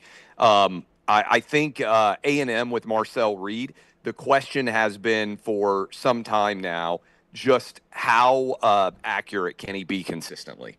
He is an incredibly athletic guy. He went to the same school that my kids went to, so I've seen him play quite a bit, and everybody at the school just raves about how much they love him. And he was a 4-year starter, which is hard to do at major high school level. So he's gotten a lot of snaps over the years, but he hasn't put on a lot of weight. If you see him, he's still a skinny kid. And it's just the consistency of whether he can make throws or not that everybody at A&M is wondering about. Because you've seen, look at what happened. I think it was against LSU, wasn't it, when he just caught fire and that offense, they couldn't tackle him all of a sudden. And that's been the story for LSU's defense for a while. And obviously, in addition to Nussmeier, I think the question of how healthy he is. But, with that context all in play, I also feel a little bit like Marcus Freeman has answered some of those questions now about he's recruited really, really well. There's lots of talent around him. They've been changing the quarterback every year for several years now. I kind of feel like he's going to get to 10-2 no matter what. But you're right. That opening stretch is going to be interesting to see. Hey, don't I remember that you were very high on George McIntyre coming into Tennessee? Well, he is. I've seen him play quite a bit. Yeah. And Tennessee, absolutely. Well, let me say, by the way, before you talk about McIntyre, congratulations to Ty Simpson on getting the Alabama job. He has great media taste, big Clay Travis and Outkick fan. Yep.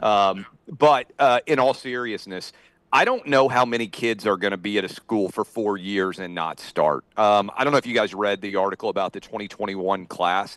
60% of the top guys transferred within a couple of years. 30% transferred multiple times. I think they looked at like the top 250 or something like that recruits for purposes of their analysis. So I believe Ty Simpson is in year 4. Am I correct about that, Redshirt Junior? Yes. Yeah. So, to wait basically 4 years, it used to be very standard. You guys know, and anybody out there who's an old school college football fan, it was very rare that a freshman would play the way they recruited. It was like if a school was running well, they had kind of a system in place. Guys come in, they work a couple of years. You sort of have like a internship process where you learn the ropes and then you get handed the job. I saw, Greg McElroy. 2 days ago, he was there at the Braves game. We talked for a little while, and I would say, sort of the Greg McElroy type system where Jacob Coker, for Alabama fans, like you put in time. I know Coker transferred, I think, from FSU, if I remember, but you put in time. You've got like sort of the bona fides built there. I don't know that that's going to happen anymore, and so I circle back around to the question you asked about George McIntyre. Heupel loves him. There is a lot of optimism. He's a big, really athletic kid. I joke, Leinart, people don't believe this, but Matt Leinart, they don't think of him as an athlete, but he was able to 360 dunk. And people don't know that about him because he was on such an incredible team. George McIntyre is a 360 dunk guy, right? Like he is super athletic, played a high-level basketball, really still needs to put on weight, but a really big kid with a huge arm. And I don't know that he's going to be ready as a freshman. But I think between he and Faison Brandon, who is basically, according to some people, the best quarterback in the class of what year are we in now? It's getting old. Class of 26. Yes. Tennessee's committed next year. They think that both those guys are NFL guys. Now, they got to develop. They got to play. Nico may be an NFL guy, but obviously he didn't have an NFL head when it came to being able to, buckle down at Tennessee. And so I think there's some uncertainty. Aguilar has seen it all at the quarterback position, but I don't know that he has a high ceiling, if that makes sense. I think the George McIntyre ceiling is really, really high, and Tennessee is very optimistic about him. They wanted him desperately. Like he was the guy they focused on and said, this is our guy. Clay, when it comes to our industry, the Howard Stern XM Sirius situation is really fascinating. It got brought up on the show yesterday, and I used to love his show 15, 20 years ago when he first went to Sirius XM. But I brought up the fact, when Brown was talking about how much he has lost audience-wise, he is not the same guy at all. Like, when I tuned into him last, 4 or 5 years ago, it just was a completely different Howard Stern. First off, are you blown away with the numbers, how much they've fallen? And what does this say about, shows like Howard Stern's moving forward? Well, I mean, I think his show was revolutionary and incredibly entertaining, and he's obviously a radio legend. I mean, we took over for, I think you say, honestly, Howard Stern and Rush Limbaugh are probably the two biggest radio legends from the 1980s, 90s, 2000s. I think that's probably fair to say, if you had to point to two. And Rush, I think, went out still at the absolute apex of his game. I believe Rush was 71 when he passed a few years ago. I think that Howard Stern has become a shell of himself. And I have talked about this for some time. I think Howard Stern, 1990s, would rip to shreds Howard Stern today. And I think there are multiple reasons for that. I think, one, cancel culture really rocked him, because he did so much stuff if that was cancelable, that I think he really was incredibly nervous about that. And so he went left wing to try to protect himself from cancellation when the left was canceling. I think that was a calculated decision he made out of fear. I think he layered on more fear when COVID happened. And he's a huge germaphobe, and basically he decided that, everybody was going to die of COVID, and he didn't leave his apartment basically for a couple of years. And I think he has, the thing that I would say characterized him, and I think largely characterizes great talent in general, certainly in radio, but I think across all facets, is you have to be fearless. And if you're not fearless, like if you slow down and start to tiptoe up to things, you're not very good anymore. And I think that Howard Stern became incredibly fearful, both because of what he had done in his past and because of COVID. And I think it destroyed him. And I think I think 1995 Howard Stern would think that 2025 Howard Stern is worthless, overpaid. I mean, I think he would be ridiculing this version of himself. And, on some level, I wonder if he had just retired, 5 years ago, right before COVID happened. I think his legacy would be better. And frankly, I think it's just it's kind of a shame because people who listen to him now, I think, don't understand how revolutionary and fearless he truly was in creating much of the success of the radio industry. And even when he went to Sirius XM, he was still putting on a really good show. I just think the worst thing you can say, I think, about someone in that space is that he's irrelevant. And I think Howard Stern has made himself irrelevant and boring, which are probably the two worst adjectives that he would ever have wanted to have attributed to him when he was in his heyday. All right, he is Clay Travis, founder of Outkick. You also see him on Fox. Clay, thank you very much for the time. We'll see you next week. Yeah, no worries. Hey, LT, don't worry. I'll clean up all the money I gave you for hookers. It's not going to be on Venmo anymore. It's not public. Not public. See you, Clay. Mine's private. Don't worry about it. Guys. Alexander Shinara, Trial Attorneys Hotline is where you found Clay Travis. And before we do the Michelson Laser Vision viewing menu of the day, let me remind you guys that early detection is so important. That's where our friends at Urology Centers of Alabama comes in. They are there to help you from prostate health to kidney stones, everything in between. They have you covered with 16 wonderful locations. And guys, as you age, our audience got a little younger when we moved to this platform. So if you're aging from 20s to 30s, you're not bulletproof. And early detection and a baseline on prostate health is so important. But everything else, when it comes to your urological needs, they'll handle that for you at Urology Centers of Alabama. Great professionals. Find the one near you, urologycentersalabama.com, 205-930-0920. They've been doing this for over 70 years with integrity and compassion. UrologyCentersAlabama.com. And our friends at Michelson's, they bring you the viewing menu. 205-969-8100. That is the number that I called way back in 2003. I wore the contacts. I was wasting money each and every year on contacts and solution. After I came out of the procedure, 2015 vision better than 2020. Dr. Mark Michelson, Dr. Jen Michelson, best in the business. 205-969-8100. Ask for Amy. Tell her the next round sent you. She's going to hook you up with a hassle-free consultation. $0 to lose to find out if LASIK is right for you. For more information, MichelsonLaserVision.com. Got a new TV show coming out tonight on Hulu, Hulu FX, that sort of weird partnership. I'm all in, by the way. Alien Earth. 2-episode series premiere tonight when a mysterious space vessel crash lands on Earth, a young woman and a ragtag group of tactical soldiers make a fateful discovery that puts them face to face with the planet's greatest threat. You're all in on this. Oh, yeah. Alien's one of my favorite, not sci-fi, it's just 1979 Ridley Scott's Alien, where they put together, there was an unknown cast. Nobody knew who Sigourney Weaver was back there. Tom Skerritt was really the only actor they knew. Harry Dean Stanton maybe a little bit. Incredible movie. I have read from certain critics that I saw one specifically say this is the best pilot he's ever seen. Ooh. Yeah, it's got a 94% at least on the tomato meter right now. So, yeah, I'm excited. The only thing I don't like, and I finally figured this out, because the universal question, do you like all of the episodes coming out or one per week?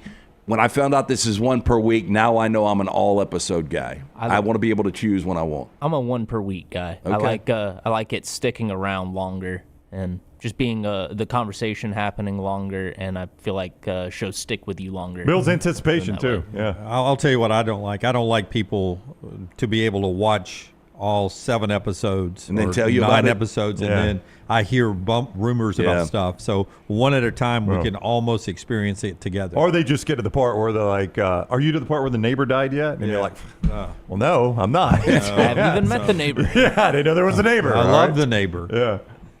And then finally, we've got a new Spike Lee movie coming out this weekend. So I'm going to try and go back and watch some of his older stuff, some of the movies that I've missed. And one that I've heard a lot about is Clockers. And it's about to bring Clockers up. Clockers is really good. 25th Hour's good. Nelton's favorite is Inside Man. Inside Man was good with Clive Owen. Jodie Foster, Denzel Washington. Oh, yeah, the bank job. Yeah, Yeah. I like that one. I thought it was a good flick, yeah. Yep. So I'm going to try and watch Clockers tonight because I haven't seen that one. I'll tell you what I started because a bunch of people told me, hey, it's only 2 episodes. It's not going to take much of your time. The Billy Joel, and I don't like Billy Joel, the music. I can't stand the Billy Joel music. But I watched, at least I started the documentary. The funny thing about this is first part's like 2 hours and 38 minutes. Second part's like 2:48. And I'm like, yeah, it's only 2 parts, but it's 5 hours. It's 4 parts. It's just 4 parts and 2 parts. But I am midway through the second. It is fascinating. Yeah, and again, I don't like Billy Joel's music. So you said you didn't like Billy Joel, right? Yeah. I was at Odie's with Lance when a guy walked up to him and said, I hear y'all talk on the show all the time. You need to watch the Billy Joel. And Lance's like, I don't like Billy Joel. The guy was like, I don't either. That's what made it so good. So Dunaway, maybe you ought to give it a shot because I heard Lance say the same thing. I don't really like Billy Joel.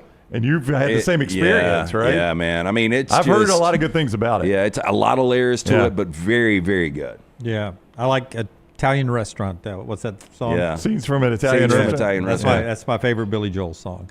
I mean, I don't dislike him. He just came. I was saying this at poker last night. My college years, 83 to 88, that area of music, I may have been in college during the worst section of music ever, 83 to 88. You think so? Yeah. Like the 70s were good. The 60s, I don't love 60s music, but it was meaningful. The 70s had the Southern rock and some of that stuff. The 90s rap country and 90s rock was fantastic. Was unbelievable. 90s is the best decade of music of all time. All right, I think the 80s, though, I mean, you've got Appetite for Destruction in your window. You've got Hysteria from Def Leppard in your window. Depending on what you like, 80s music overall. I mean, Def Leppard, Guns N' Roses were there. Okay. Did you like Poison? Yeah, I mean, I loved all the big hair Bon band Jovi, stuff. I loved all the Poison, big hair band stuff. Yeah.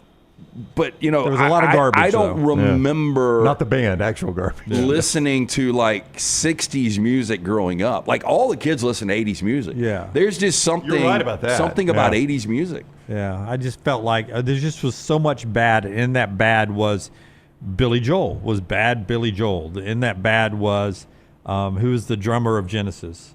Phil Collins. Phil Collins was in that era as a solo artist. There was just so much bad there.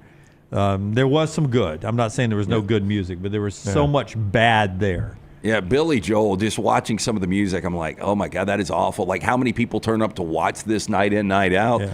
But there is a respect you gain from, him keeping his band together when, famous producer that produced the Beatles was like, we want studio band. And he's like, I'm going to have to pass on you because I'm keeping my guys. Yeah. I mean, Now, on the other side, he did end up, banging there his was that best issue. friend's wife That's right. and leaving with his best friend's But wife. he kept him employed.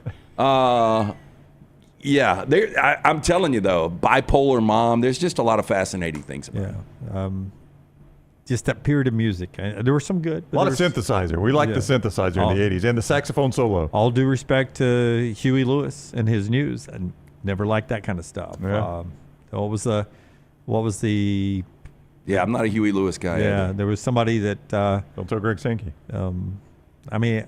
I don't know. I'm not a Tina Turner person. Yeah, I could run through the ones I disliked. It's a list a lot longer than the ones I liked during that period of time. Then you get to the 90s, and I don't think you can find anything in the 90s I disliked. Okay. In any genre. I love the rap. I love the country. I love the rock, the grunge, the alt-rock. I loved it all. Loved it all in the 90s.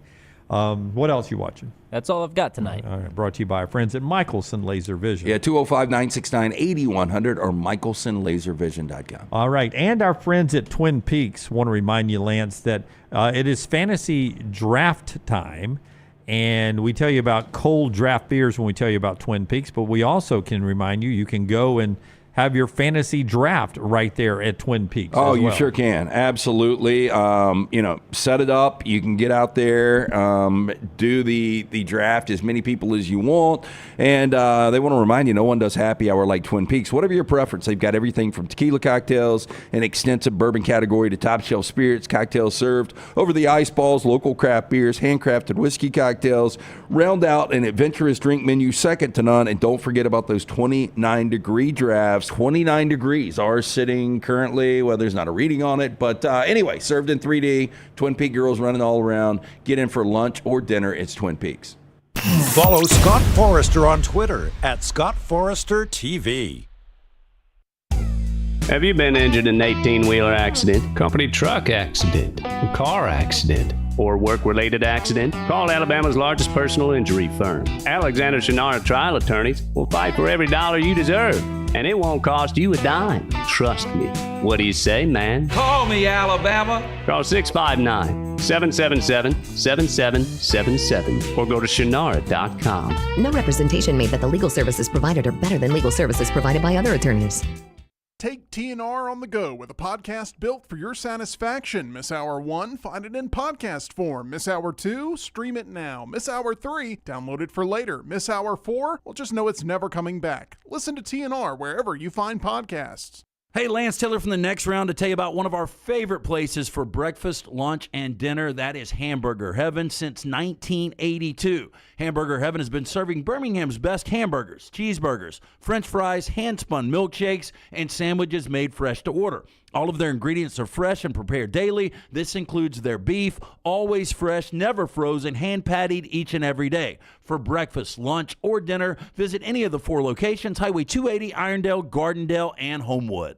When you crave activity like we do, you belong in the Roback family. Get the best golf wear, hoodies, and activewear for men and women at Roback.com. Use promo code TNR20 to get 20% off your order. That's Roback.com, promo code TNR20. Hey, there's nothing worse than waking up to a plumbing problem. Don't get caught in a flooded house. Call the guys at Hemp Hill Services. Adam, Chad, and the team at Hemp Hill are the only ones I trust to fix it and fix it right the first time. Hemp Hill Services does it right and always at a fair price. For all of your plumbing, cooling, and heating needs, trust the name that Birmingham has trusted since 1954. That is Hemp Hill Services. Call now, 205-229-2090. That's 205-229-2090. The World Wide Web is a large place. Find all your favorite people and content in the same spot. NextRoundLive.com is full of wonderful tidbits about the show you know and love. Find our gear, listen to your favorite personalities, follow our socials, and enjoy your trip to NextRoundLive.com. Hey, for all of your IT and printing needs, reach out to our friends at Xerox Business Solutions. Look, I'm still one of those old school guys. I print my notes every single day for the show. If you watch the show here on the Next Round, you see all the notes in front of me. From day one, Xerox Business Solutions, they've been with us here at the Next Round. Local for over 45 years. For all of your IT and printing needs, visit XeroxBusinessSolutions.com or call 205-969-3000. That's 205-969-3000. Twin Peaks is the best in the game. Here, you're in the red zone for every college rivalry and divisional matchup all season long. I mean, where else are the scenic views as good as your view of the game? Only at Twin Peaks, the #1 sports bar. Excitement awaits at Barber Motorsports Park for the UAB Medicine GT World Alabama Benefiting Teal Wings of Hope, September 5th through 7th. Witness some of the most iconic sports cars like Lamborghini, McLaren, and Ferrari battle it out on the track. Enjoy the beer gardens, food trucks, kids zone, garage, and more. The UAB Medicine GT World Alabama. Kids 15 and under get in free. Get your tickets today. It's bow time. Tired of choosing between sweet and savory? Why not have both? Introducing Bojangles' new chicken and bowberry waffles. The bold Cajun chicken filet you love, now drizzled with a bowberry honey glaze and sandwiched between 2 warm waffles. Which means your favorite meal of the day just met your new favorite dish. And lucky for you, it's served all day. But it's only here for a limited time, so try chicken and bowberry waffles at Bojangles today. It's bow time.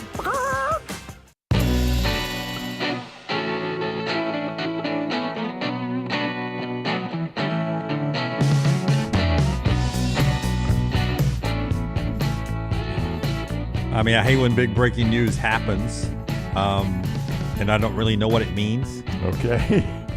I'm assuming John Mateer suspended. You knew what that means. Yeah. So that's not it. Yeah.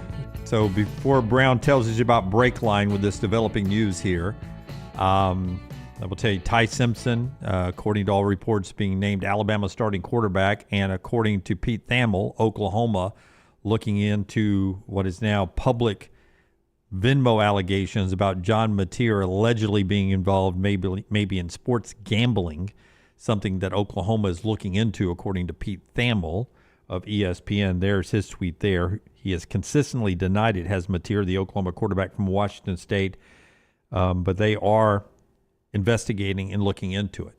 And then Pete Nakos is reporting, and first from Kentucky Sports Radio. Matt Jones, right? Matt Jones, yep. Matt Jones and the fine folks at Kentucky Sports Radio. Kentucky has extended its multimedia marketing rights agreement with JMI Sports through 2040, a deal worth $500 million, $465 million. Yeah, but I'm not discounting. That's a lot of money. But 2040, that is a 15-year deal. So, I mean, that's Kentucky sports overall? The Kentucky Athletic Department multimedia rights marketing deal. Yeah, so that's for the radio, TV, in Kentucky stadium, basketball. Kentucky basketball primarily. Yeah, it's the big draw there. Yeah. But you're right. Since that's 2040, that's a 15-year deal. Yeah. So they'll never make that money back. Yeah. Oh, you don't think? No. Well, I mean, zero shot. Alabama and Auburn's on the hook for a lot more, I believe. So what'd you say it was total? $465 million. I've been involved in some of those deals, and you know, you can't make it back. It's $31 million a year. That's a lot of advertising you got to sell to make $31 million. Yeah, signage and good luck.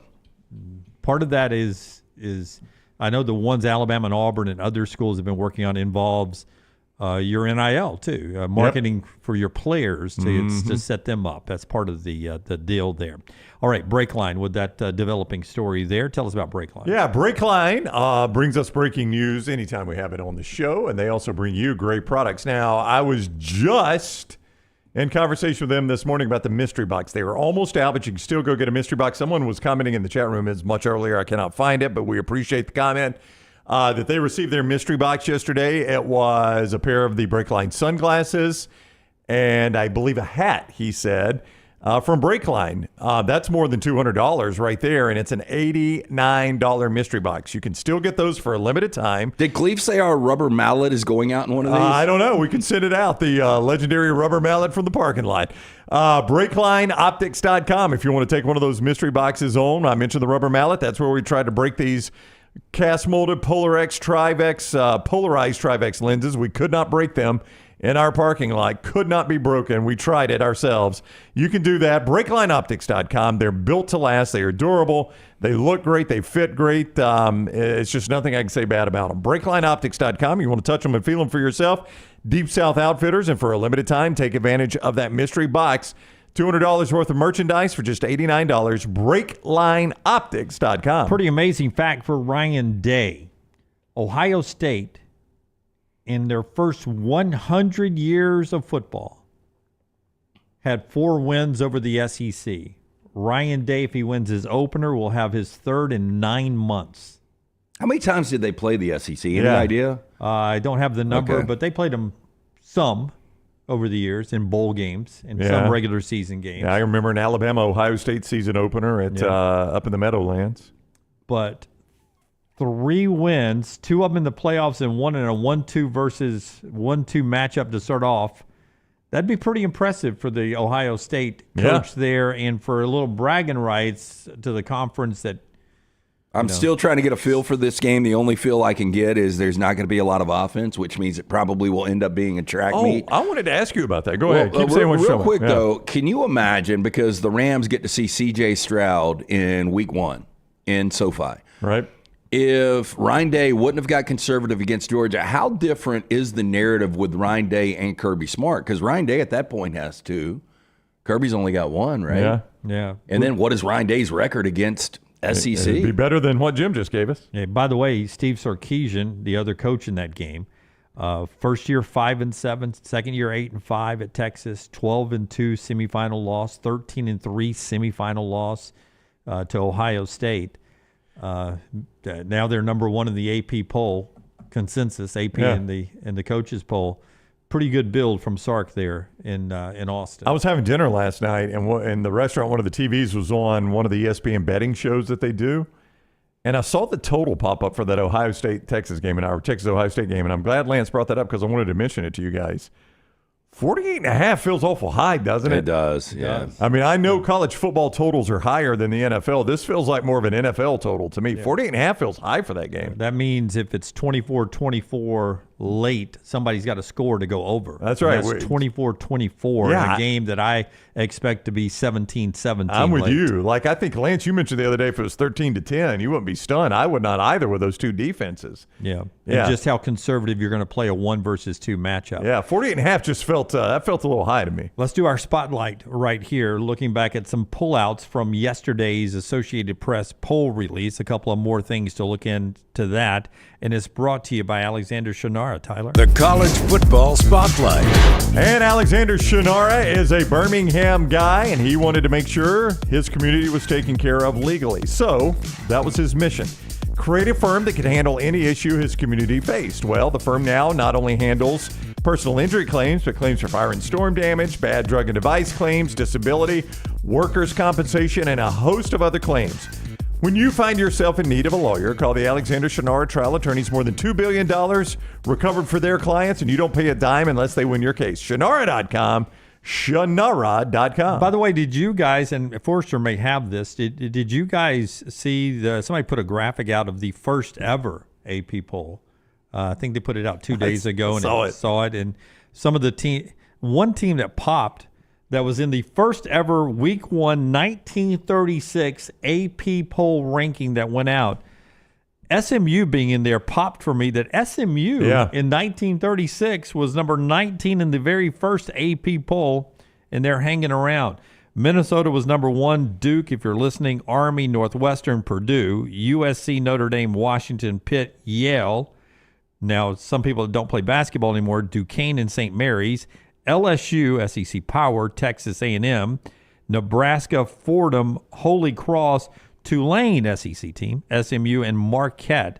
Some of those have gone by the wayside. That was the first AP poll back in 1936. Yeah, very basketball friendly with Duquesne and St. Mary's. And Marquette. Yeah.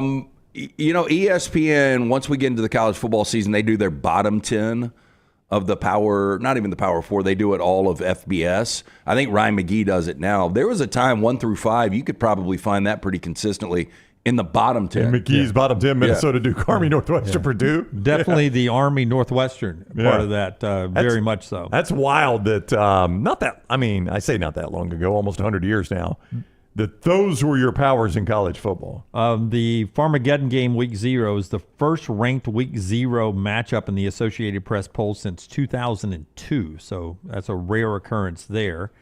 This was the closest vote in the preseason AP poll since 1998. So 25 first-place votes for Texas, 23 for Ohio State. And then how the points all totaled out, too, of where, where Texas was, the total points, not just first-place votes. The closest since 1998. That's how close we were to having Penn State. Or, excuse me, Penn State, not Ohio State. Yeah. Penn State ranked number 1. That's how close we were to having Penn State ranked number 1. Pretty crazy. Are we still going to call this 1 versus 2? Because it's 1 versus 2 in the coaches poll, right? Yeah, 1 versus Texas, 2 in the Ohio coaches State. poll, yeah. Are we still do you think we'll still call it that historically?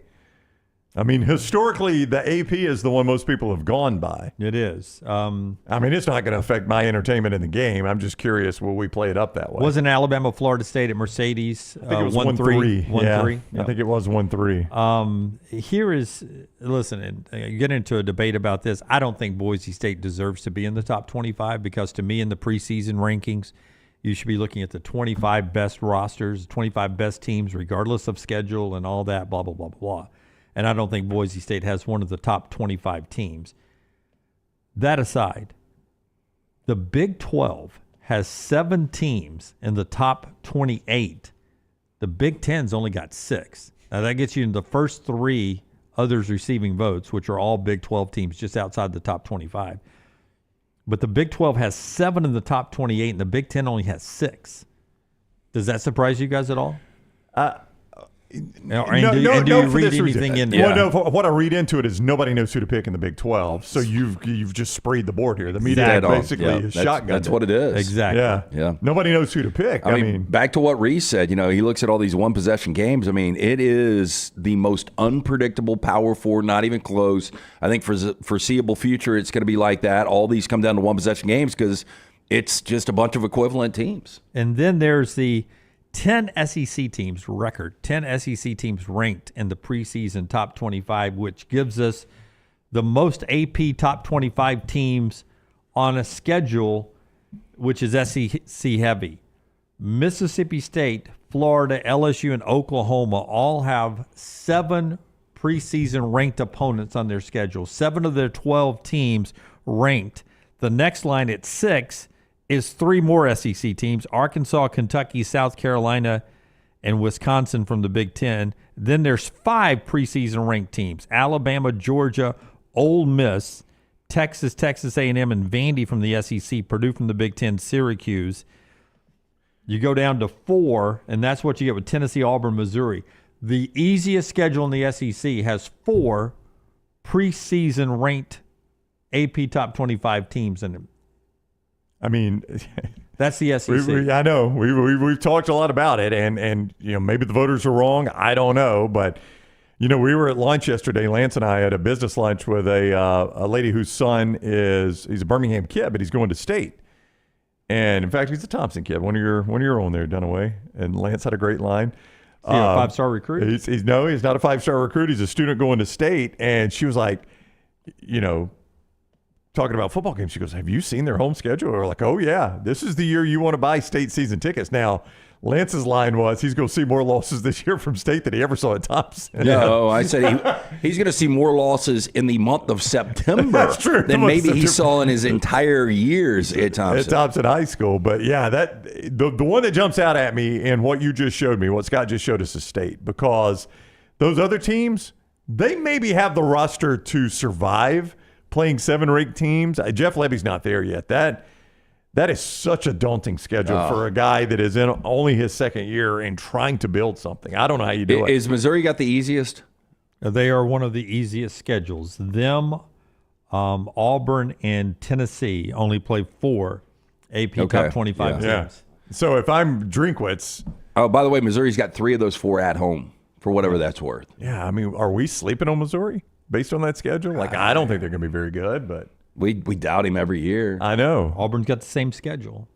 Georgia and Alabama at home. And I know, and we talk a lot about Auburn, but boy, it feels like maybe we should pay a little more attention to Missouri. Well, Missouri, they avoid LSU, Georgia, and Texas. There's the Missouri schedule.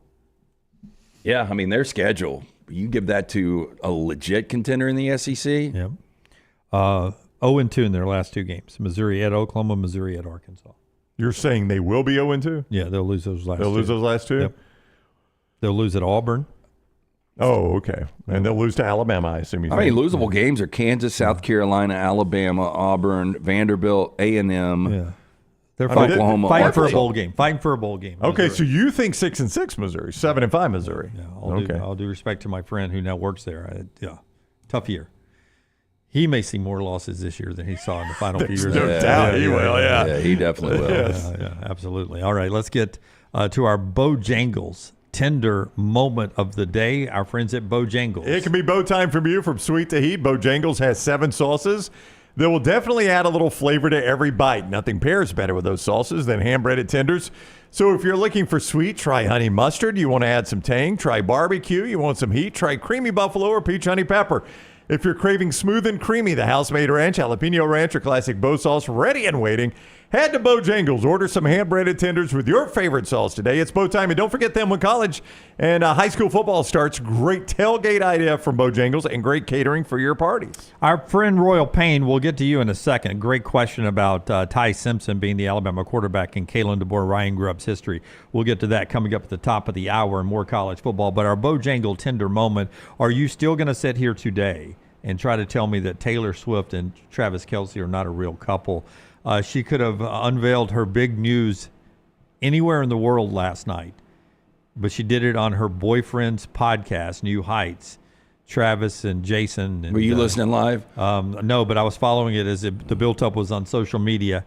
Her 12th album's coming out, The Life of a Showgirl, and I thought after this basically 2-year world tour, the Eras Tour, that she would take a break a little bit. Apparently this album is going to have, some rumor has it as 40 tracks, very Morgan Wallen-esque. 40 tracks? Double album, 40 tracks, her 12th album. You have stuff on this, Tyler? You look like you're ready to chime in. Yeah, that's been a trend in the past, say, 8 years or so with streaming, because if you've got more songs on the album, people are at least going to listen to it all the way through once. So you got 40 streams instead of 12. Yeah. And it's good money. She's also apparently been doing like puzzles and stuff so fans can unlock the album. And there's like 300,000 puzzles to unlock more Taylor Swift content.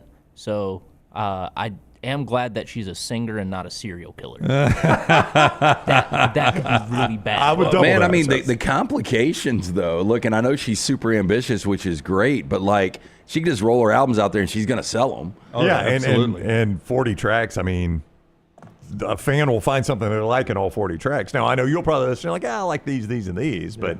You could break that out over 3 LPs. Just hold a couple. I don't know. But Morgan Wallen does the same thing. He does 100%. I think his last time he dropped something was 52. Yeah, but and I know he's gotten to the top of the mountain, but I think that's what he believed it took to get to the top of the mountain. She's been on the top of the mountain So for a long time. Do you think Morgan Wallen just records almost anything anybody brings to him and says we'll see what happens? No, I think he, Hardy, and the other guy, Jelly Roll? I think they I don't think Jelly Roll's in their group, but I think he, Hardy, and one other guy, can't remember the guy's name, I think they write them all. Oh, so you think he's written a lot of these? Yeah, Hardy does a lot of the writing with him. Yeah. Well, if you've written them all, heck, that's double dipping on the money. I just can't imagine. 7 pennies every 10 cents. That's the writer. Yeah, 70%. Yeah. Another way of putting that. Yeah. I can't imagine, though, the creativity it takes to write a song. I can't imagine doing that 52 times for one album, because I think you've just got to be exhausted after you write one.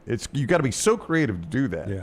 I'm with Tyler. I think she has a team that just does all the social media and the I think they call them Easter eggs or whatever, the hidden messages and whatever.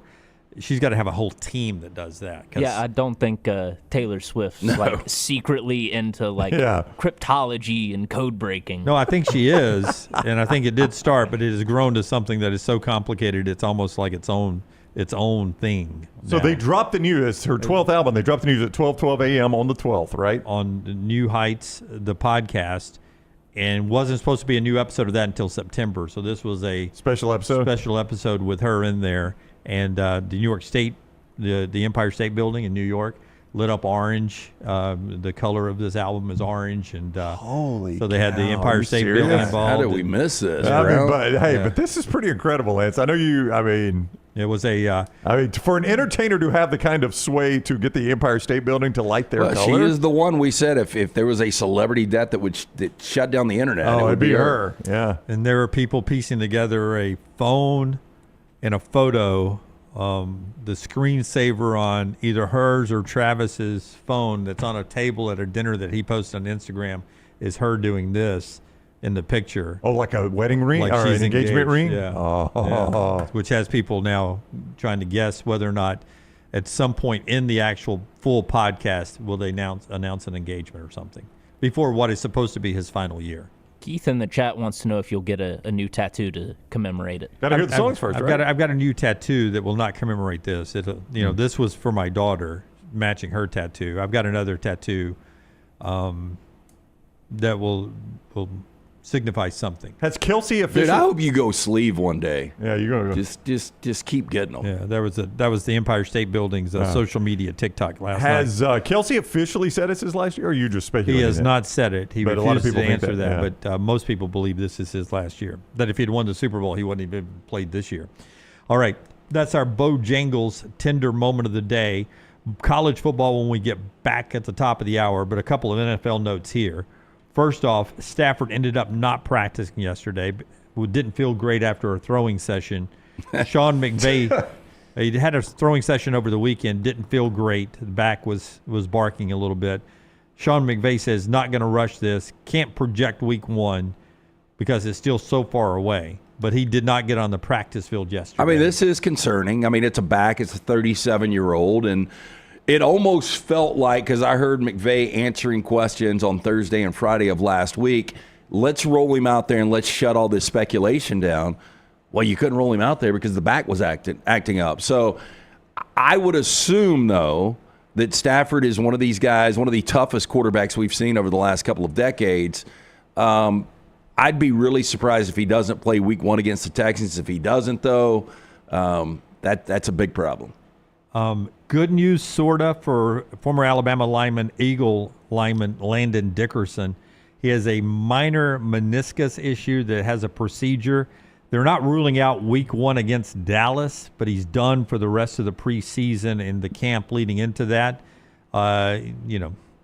If he's not there for the first 4 weeks, it's no big deal. He'll be there when it counts, but it could have been a lot worse, that knee problem with Dickerson that he sort of experienced over the weekend, got carted off the practice field, and ends up will have a minor meniscus procedure done there. Good news if you're an Eagles fan. And so much of that team is built around that offensive line. Oh, look, I mean one of the best, if not the best in the NFL. You look at what Saquon was able to do, going over 2,000 yards. And look, this is about the best news they could get. When you saw him carted off the field, when you see lower leg injury, you think Rashawn Slater. You think the worst. And when you hear they're going to clean up the meniscus and he could be back week 1, that's incredible news. I was just talking to Melton last night when we were throwing cards around, and he had gone to a casino recently, I think maybe over the weekend.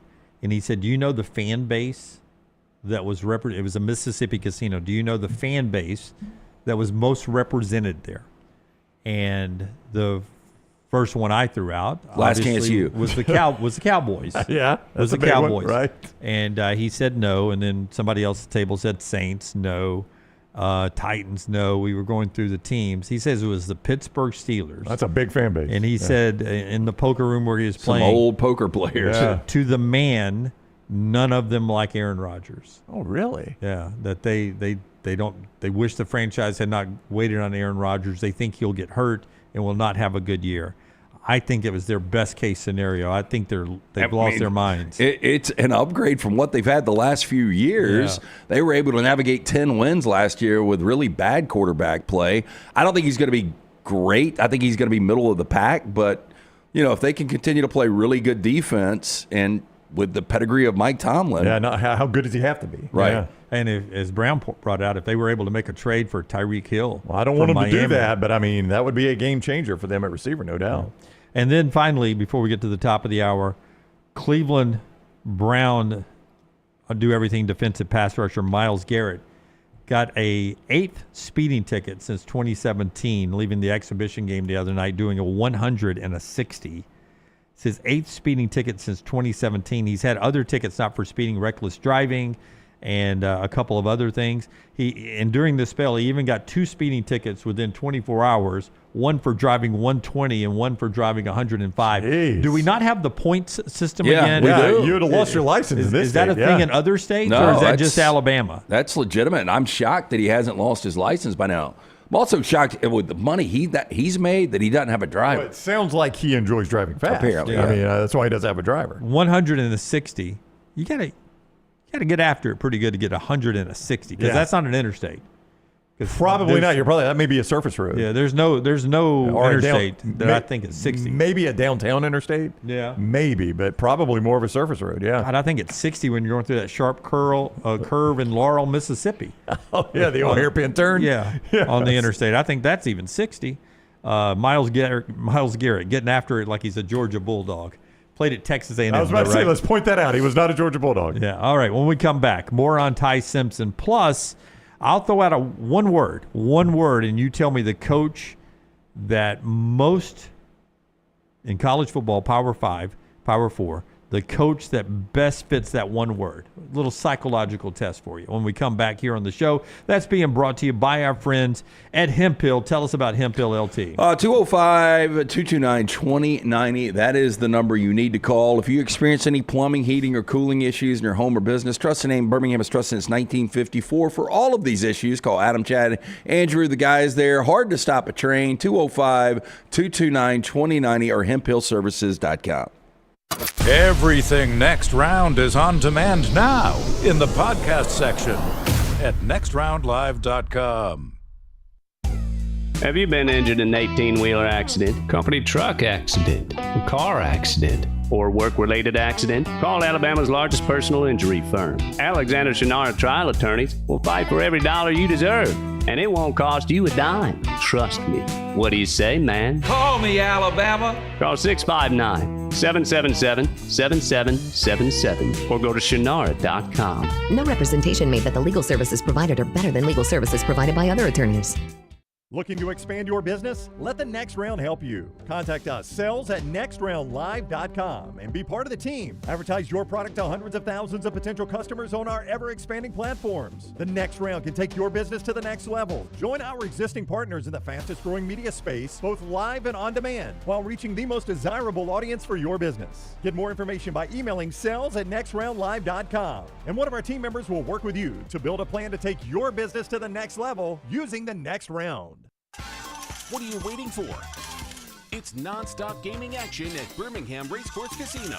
Come play more than 900 of the latest and greatest games around, featuring fun bonuses and big jackpots. You can wager and win on horse and greyhound races from all over the world. There are more ways to win at Birmingham Racecourse Casino. Birmingham Racecourse Casino, located off I-459, exit 31, Derby Parkway. Must be 21 or older.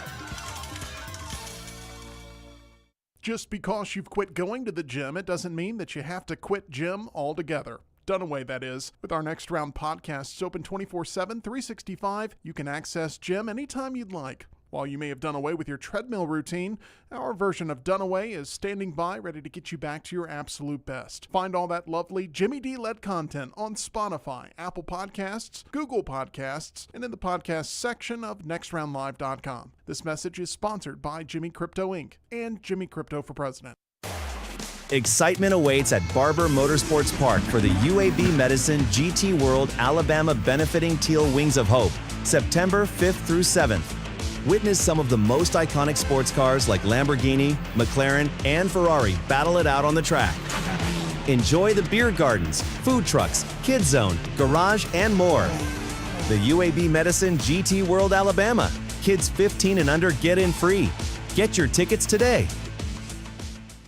Storm season is here. Make sure you have a plan of action in place right now. Greg from Pell City and Storm Restoration Roofing should be your first call when storms hit. Insurance companies love working with Storm Restoration Roofing because of Greg Nelson's name and reputation in the industry. When storms hit, call Greg Nelson. He's local, 205-542-3531. He's the home of the free no-cost roof inspection. Greg from Pell City on Facebook, 205-542-3531. It's Storm Restoration Roofing. Hey, let me tell you about our friends at Urology Centers of Alabama. Compassionate and comprehensive urological care with 35 physicians, 17 locations across Alabama. Their patient-centered approach to all of your urological needs. Remember, they've got that new men's health center. It is beautiful, helping men with a wide range of sensitive male issues in a comfortable environment. You can always go online, visit urologycentersalabama.com, schedule an appointment with one of their many urologists today. It's bow time. Tired of choosing between sweet and savory? Why not have both? Introducing Bojangles' new chicken and bowberry waffles. The bold Cajun chicken filet you love, now drizzled with a bowberry honey glaze and sandwiched between two warm waffles. Which means your favorite meal of the day just met your new favorite dish. And lucky for you, it's served all day. But it's only here for a limited time, so try chicken and bowberry waffles at Bojangles today. It's bow time. Jim Dunaway, Lance Taylor, Ryan Brown. Live from the Birmingham Racecourse Casino Studios, the next round, presented by Bud Light, is on now.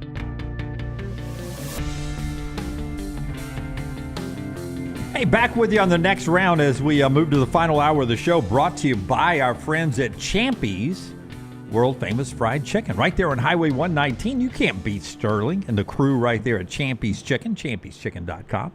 Swing by there and enjoy a lunch or dinner. They open up every day at 11 o'clock. Easy to go if you want to go to champy'schicken.com, champy'schicken.com, and just pull their to-go window. Also, hand-cut chicken fingers, Mississippi Delta recipe tamales, perfect for the tailgating this season or watching the game. It's all right there at Champy's Chicken, champy'schicken.com. Go by and swing them. Okay, Royal Payne asked this question, Ty Simpson being named the starter at Alabama according to reports, something official likely from Alabama at some point, I guess, from one of the coaches and their availability coming up this hour.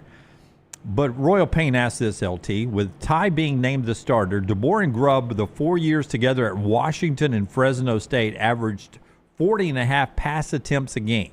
Each year was 39, 41, 44, 38 a game. Last year, Bama threw the ball 27 times on average per game.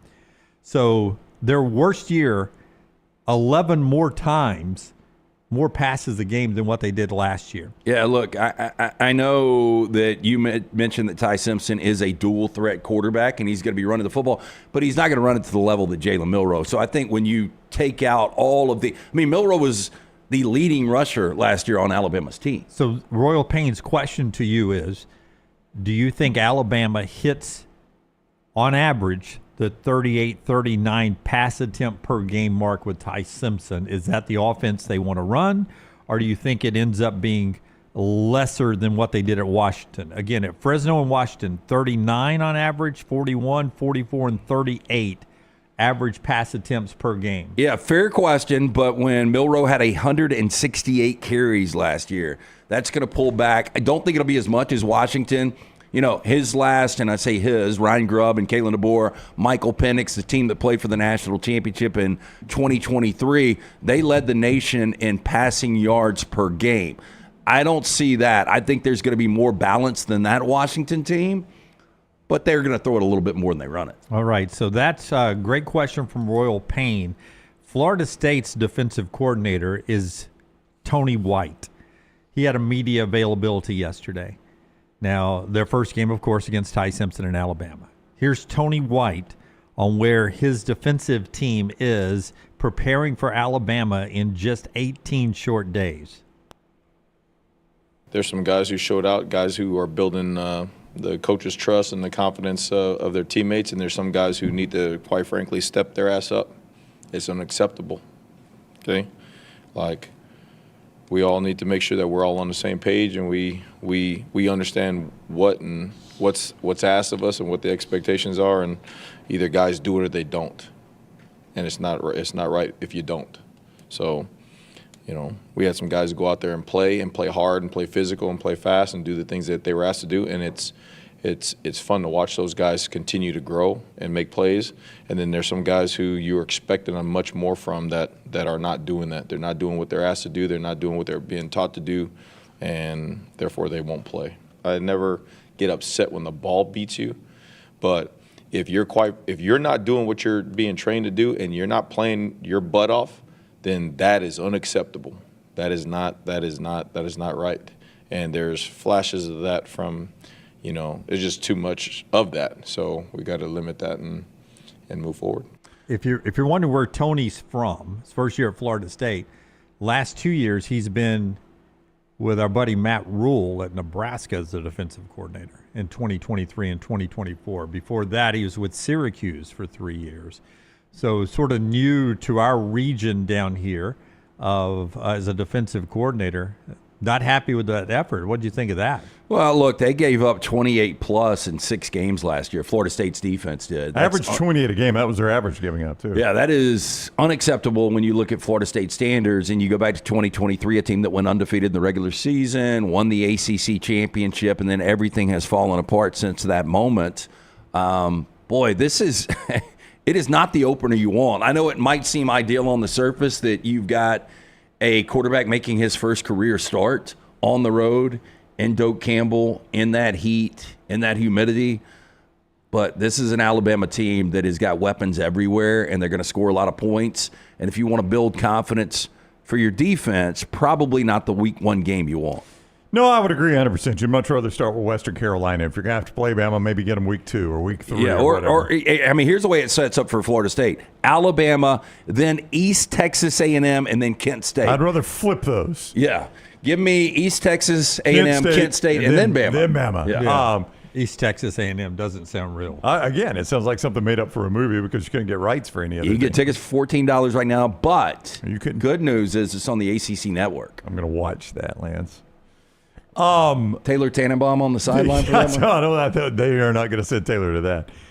The problem with what Lance mentioned too, Dunaway, not only did you give up 28 points on average per game last year, not that guy, he's new as you said, but that defense did, and they gave up, I had it up here a moment ago, I think they were 14th in the conference, 380 some odd yards per game. They gave up 385 per game, 13th in the ACC.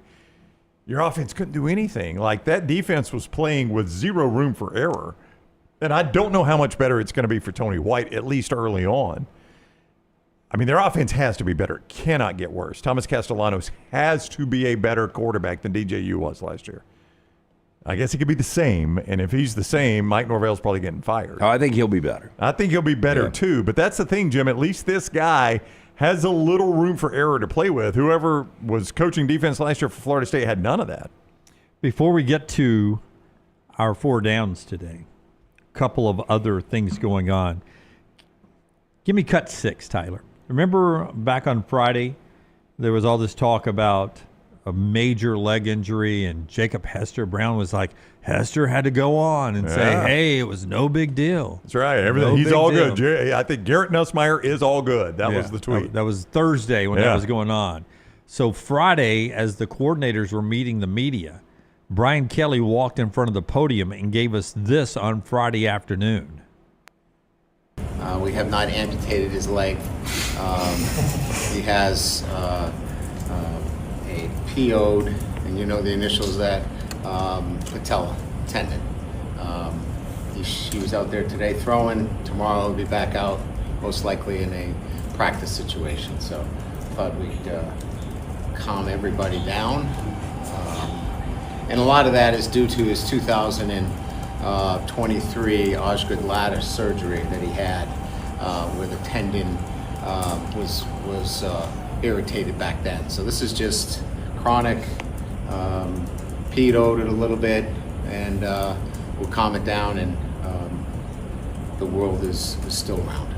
Chronic was the word that comes out, so it's something he deals with all the time, a barking tendonitis patella in the knee, and you see video all over social media and right him, a pretty significant leg brace there on the left leg of Garrett Nussmeier as he throws. That was, by the way, from Monday's early practice, Matt Moscano with that. So that is recent video right there from yesterday's practice. Do you guys believe this is the best roster in year 4 that Brian Kelly's had? I don't know if I believe that. Maybe it is. Not at the quarterback position. Not at the quarterback position for sure. Certainly you had not only a guy that won a Heisman Trophy, but probably a top 5 quarterback right now in the NFL. Yeah. So you instantly you go, no, not at quarterback.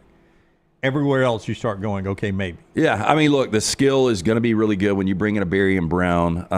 Durham in the backfield, Aaron Anderson proven on the other edge.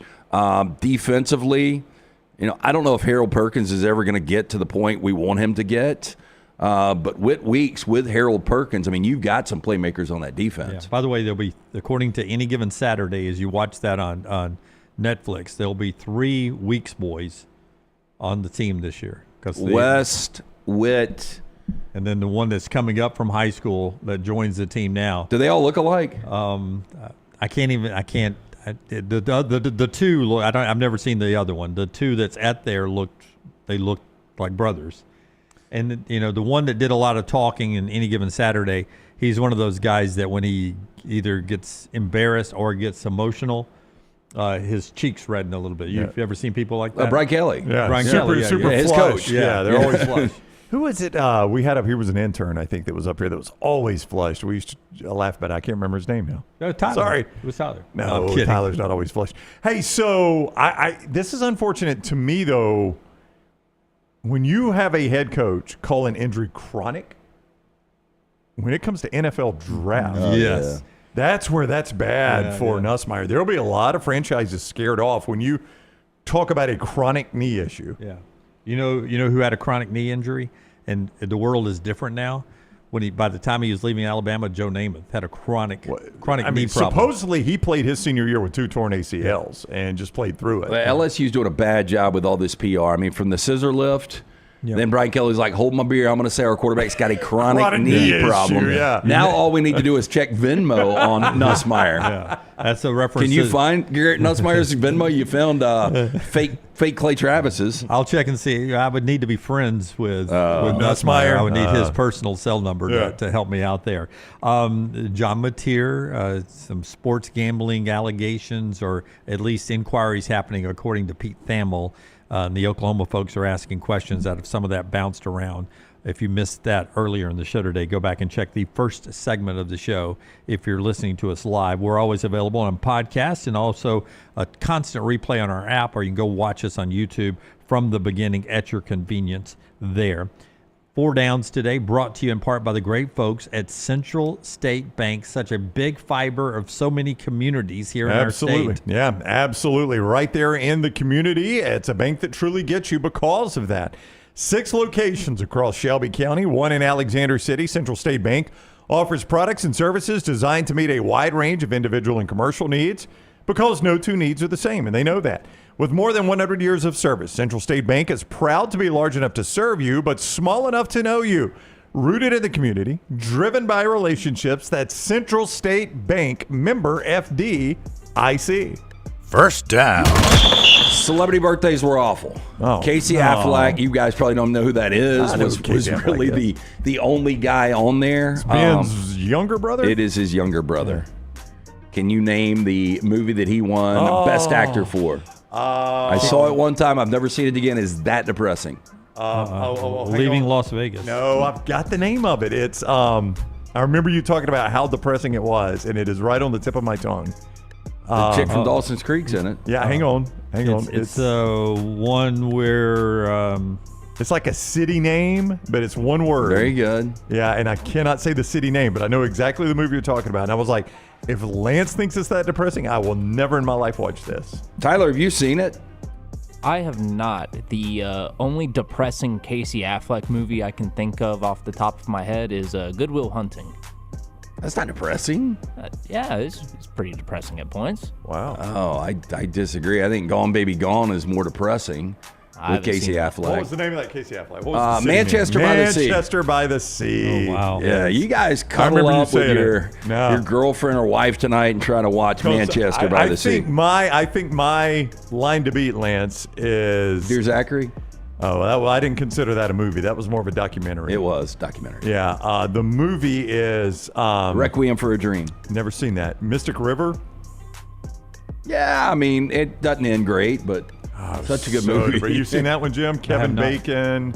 That's a good movie. Sean Penn, Lawrence Fishburne. Yeah, good movie, but woo, boy, bad ending. Young Emma Rossum. Did not like that ending. Tim Robbins. Yeah, that's a tough one. Have you seen Mystic River? I have. That's a tough one. Okay, so anyway, my point is no celebrity birthday, so we're going 3 of the 4 are going to be based off the AP poll that rolled out yesterday. All right. So Okay. first one, team outside of the top 15 with the best chance of making the college football playoff. Jim, I'm going to need to pull up. So the we AP. start with SMU, Kansas State, Oklahoma, A&M, Indiana, Ole Miss, Iowa State, Texas You Tech. have to finish for me. Kansas State. Kansas State. Okay. Wins the Big 12.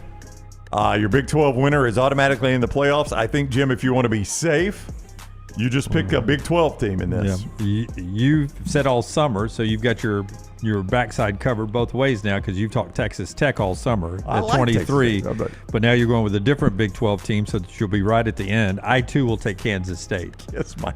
I am going to take. That's what you're doing. I did BYU until their quarterback Yeah, got rid of them. You'll be correct somewhere on tape. I know you're high on USC as well. I'm not going to go USC. I think USC is interesting just because of the brand. Well, they're not ranked. That and wasn't the one of Big my 10. choices, right? Just no, outside of the top 15. So you could go all of college so I could go football. unranked. Yeah, because I'm going unranked, but I'm not going USC. I'm going to go Utah. Because I'm taking a flyer on the Utah team Lance. to win the Big 12. I think Devin Dampier coming in with his former coach as the offensive coordinator. Offense is going to be improved. He's going to have arguably best defensive and offensive lines in the conference. So I think it's a bounce back for Utah. If I was going unranked team, I would go the Auburn Tigers. Wow. Yep. I had to go unranked To make the college football playoff. I'd go Auburn. Yeah. You think that's got to be 10-2 though with that schedule, No, right? it could be 9-3. Ooh, how? It could be depending on the fallout. I mean, we've got some really good matchups, even in week 1. That's going to give some contenders, some playoff teams, losses. I feel like a 9-3 team gets in. Here's what I say for Auburn: if it's 9-3, you would need to hope that Texas A&M or Oklahoma isn't one of your losses, and also on that same line as you, right? Where they're 10-2. And they've got to win over you. You'd have to thread a needle there. I mean, you don't want to connect the dots and put the cart before the horse or kick this can too far down the road. But if I'm an Auburn fan, I'm watching this Mateer story very closely. Yeah, I think a lot of people in the conference are. Right? Yeah. Because early on, that Oklahoma road game, that becomes a different looking contest if they are going to. We don't even know who the backup is, right? Oh, at Oklahoma? No idea. We talked so much about Arbuckle and Mateer. Yeah. And all of a sudden, if somehow this guy's suspended for 4 games, 5 games, the year, different season. I mean, your gut right now, this is the first day we've talked about this. Your gut right now, this story is nothing burger or it becomes something. I think it is absolutely nothing. I agree with Lance. Yeah. And I think even about Venables, I'm still playing him. Like, if they're like, right now he's not eligible. You guys are rolling the dice. Well, I'm going to roll the dice. Yeah. It's my job here. Listen. It was nothing for me. I mean, Forrester, you will chime in. I heard Forrester. I said we're not touching this story until we get more details because it looks fake to me. But when Pete Thamel, Oklahoma officials are aware of John Mateer's Venmo activity that surfaced online last night, that twice references sports gambling and includes a reference to a specific game, Mateer has consistently denied to Oklahoma officials ever being involved with gambling per source. And then he goes, Oklahoma officials are looking into the situation after finding out about it late last night and plan to be proactive and exhaust every avenue. So what that means to me, and I'll let Pete do his own update on SportsCenter later today, but to me, Oklahoma, just play this out, possibly here, with the way that was written. Oklahoma had heard some stuff and had asked him a couple of different times, hey, what about this? We've heard about sports gambling. What about this? What about this? Denied. And then last night, it's out online. OU officials are looking into the situation after finding out about it last night and plan to be proactive and exhaust every avenue. I'll give you another option here, and I'm just saying this is a possible scenario. I think you guys would agree. Somebody's got this, and they try to use it for blackmail, and Mateer's like, I'm not paying you. And he's like, okay, we'll leak it to Oklahoma. And then Oklahoma starts asking, and he's like, nope. Well, I think they've got to ask based on what it says in the description of the Venmo. Yeah. I don't think Mateer's dumb enough if he was actually doing some kind of illegal gambling. It seems stupid. That he would post that. Yeah, I agree. You think somebody's ever been busted, husband or wife, cheating based on Venmo? 100% they have. I mean, how few people know that it's flowers? Public? Yeah. Flowers for Diane. Who's Diane? Hotel room. Yeah. Coldplay tickets. second down. Okay, so following up on that, one team, and I could use the same one, but I won't. One team that's not ranked currently in the AP that you can guarantee will be ranked in the top 25 at the end of the year. I will go with USC here. Lincoln Riley in year 4, if you are not ranked at 8-4 better, that is a massive problem, and I think there's a chance that USC will take a look at making a change. I hate to ask you, Forrester, can I get the top 25 back up? So I'm looking for somebody not in the top 25. I mean, I can give BYU, Utah, Baylor, Louisville, USC, Georgia Tech, Missouri, Tulane, Nebraska, UNLV, Toledo, I kind of, Auburn. after we discuss Missouri's schedule, I kind of want to go to Missouri. Yeah. I think I will. I don't have 8-4. They're ranked. 8-4. This is just to be in the top 25. Yeah, just to be ranked. I'm going to go Louisville Cardinal. Okay. Cardinals. Not Stanford. The Louisville Cardinals. I feel good about a couple. Like, I think Nebraska should be ranked. Yep. I mean, I've got a whole list of sleeper teams here that I'll show you when we're done with 4 downs, and we'll talk about how we think those seasons will play out. Keep Kalen in Tuscaloosa.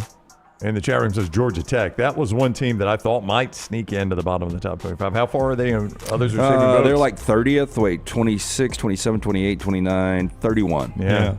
I mean, Boise State, they're there only because of the rules we have written.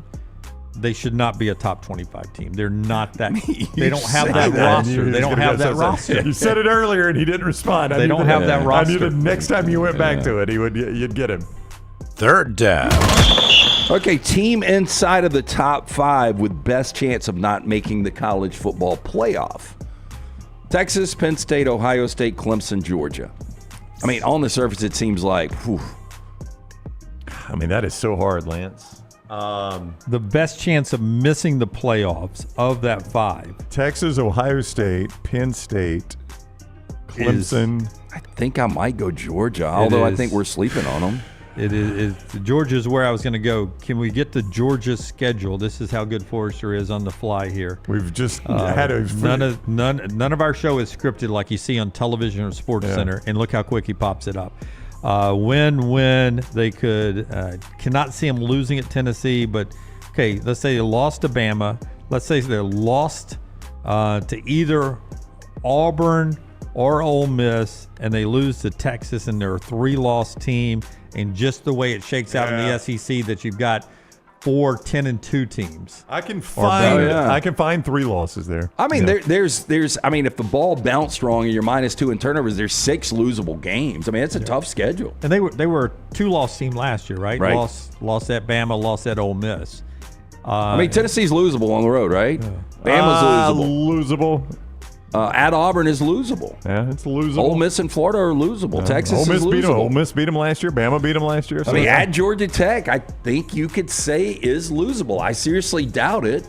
I just don't think Penn State's schedule rises up to where I can find it would take 3 losses for Penn State.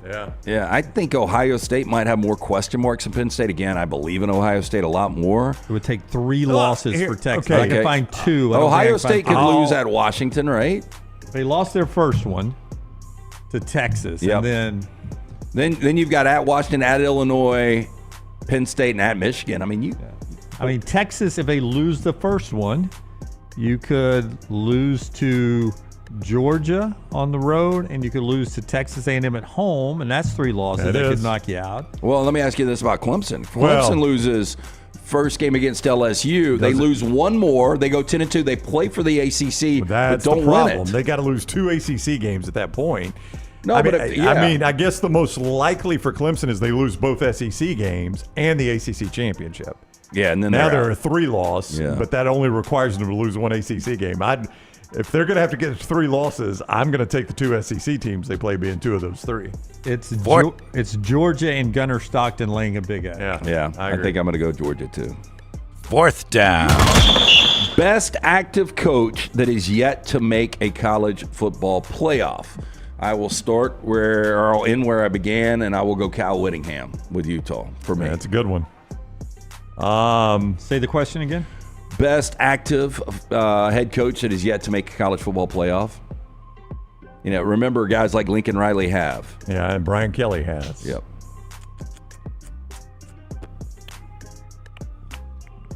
Lane Kiffin is not. He hasn't. Chris Kleiman is not. Matt Campbell has. Campbell's a good one. Kleiman is a good one. Our man Mario Cristobal. I can't even say that with a straight face. Yes, I'm good on that. I guess I'll go Kiffin. I think I'm going to go Kiffin. I know you're like, you would put him in front of Kyle Whittingham. Yeah. But current head coach, like Whittingham's at Iowa. Ooh, that's a good call. Yeah, that's a good one. Yeah. Yeah, historically, I think if you look at a guy like Whittingham or Ferentz, like based on what they're doing right now, they've both been so close. I know. So close. Yeah. And that's our 4 downs today. I love the way Pat McAfee, by the way, is having major recruits commit on his show now. By the way, you keep building your audience young. The kids keep watching you. They want to commit on your show. Jake Krull, the number 22 recruit in next year's class, according to ESPN 300, has committed to Oklahoma. He just announced on the Pat McAfee show. So that's a top 25 recruit committing to Oklahoma. I don't know what Jake plays. I'll find out the details. Here we go. This shows you that Pat's all about monetization. Yeah, he's an edge. Jake Krull? Yep. He's an edge. Edge guy from Yeah, IMG. From IMG, yeah. Yep.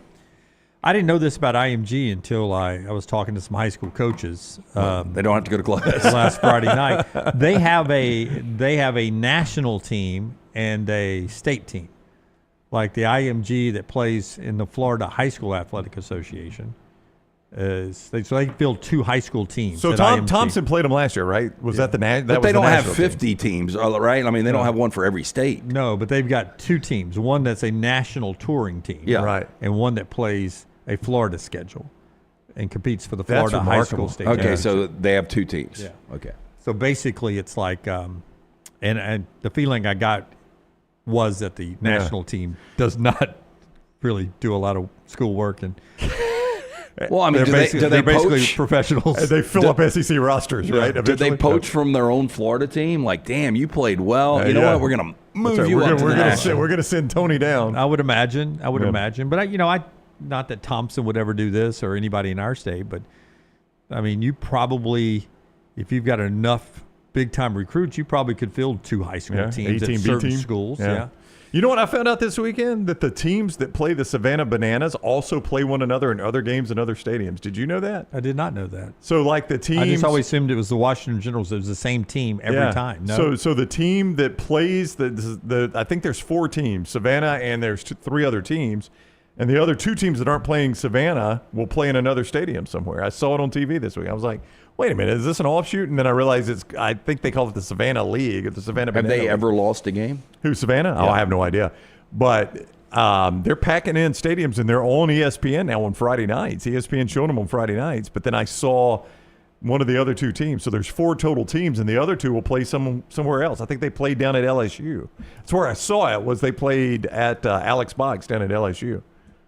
Because they were doing, what I saw was on TikTok, they were doing Calling Baton Rouge, and I was like, well, Savannah's not out there. And then I looked up more, and they actually play other games. Wow. I did not know that. So not even in the same city where the tours go. No, they just go to other cities now. It's gotten so big. Isn't that crazy, though, how big that has gotten, that they're on ESPN and that they can fill up other stadiums with not even their main team? That is crazy. Hey, Dr. B bringing you part of the show. When we come back, Scott Hansen gives an answer on whether or not he would be interested in doing college football red zone.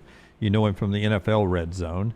And we'll play the one-word association with current college coaches and trash coming up. Dr. B cleaned up the trash on LT's head and put great hair up there. Yeah, Dr. Beckenstein, best in the business for more than 20 years. Women and men have turned to Dr. B for a range of cosmetic and reconstructive procedures. He will use his experience, advanced training, genetic testing to help his patients fully understand the procedures they are considering. Call Dr. B and that great staff today. Tell them the next round sent you. 205-319-0316. I do that non-invasive treatment 3 times a week, 30 minutes each time on the couch. Did it last night watching that documentary on Billy Joel. Don't like the music. Good documentary, though. 205-319-0316. T3's got that new test. Easy, painless, affordable. Takes seconds to perform. It's going to show which medicines and compounds will specifically work for your hair loss. Men and women ordering Hims, other products online, don't even know if they work. Stop wasting your money in critical time while you're losing hair on treatments that aren't working for you. Go see Dr. B and that great staff. Find out what will work for you. 205-319-0316 or T3hair.net. Call the Next Round now at 205-734-0923. Have you been injured in an 18-wheeler accident, company truck accident, car accident, or work-related accident? Call Alabama's largest personal injury firm. Alexander Shinara Trial Attorneys will fight for every dollar you deserve, and it won't cost you a dime. Trust me.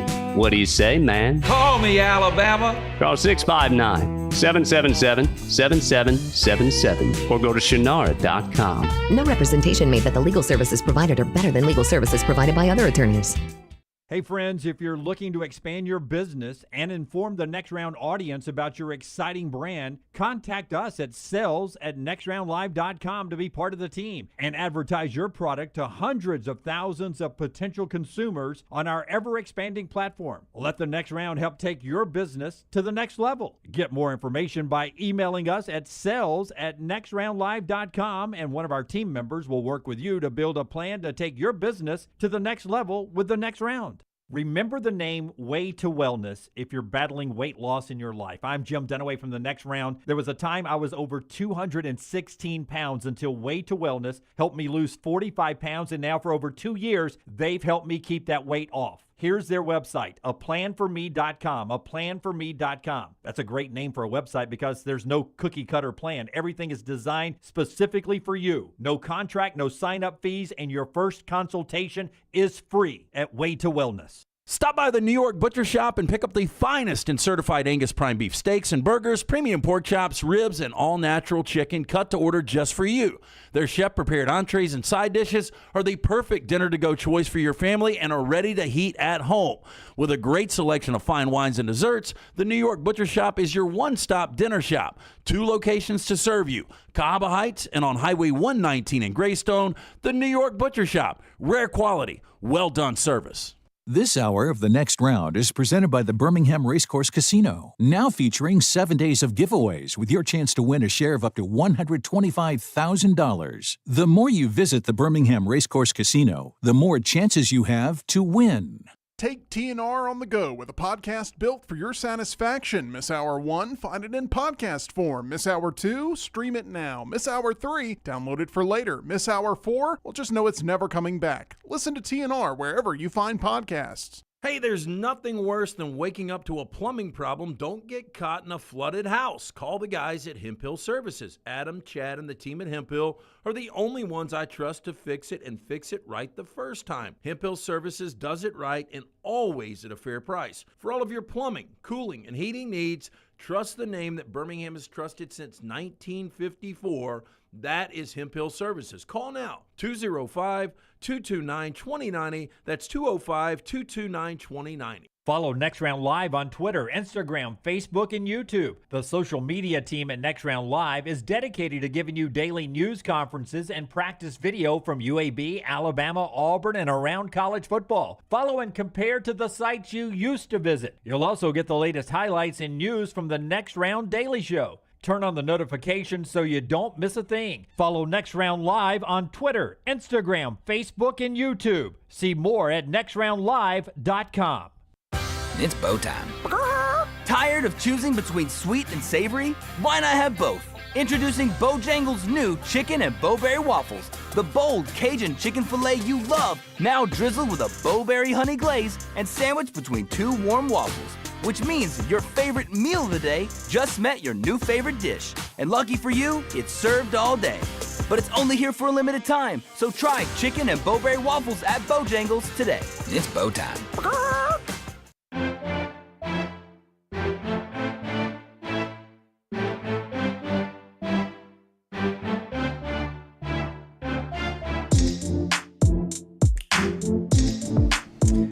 I don't know it to be true.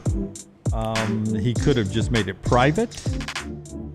But some people are saying that the Mateer Venmo site has been deleted.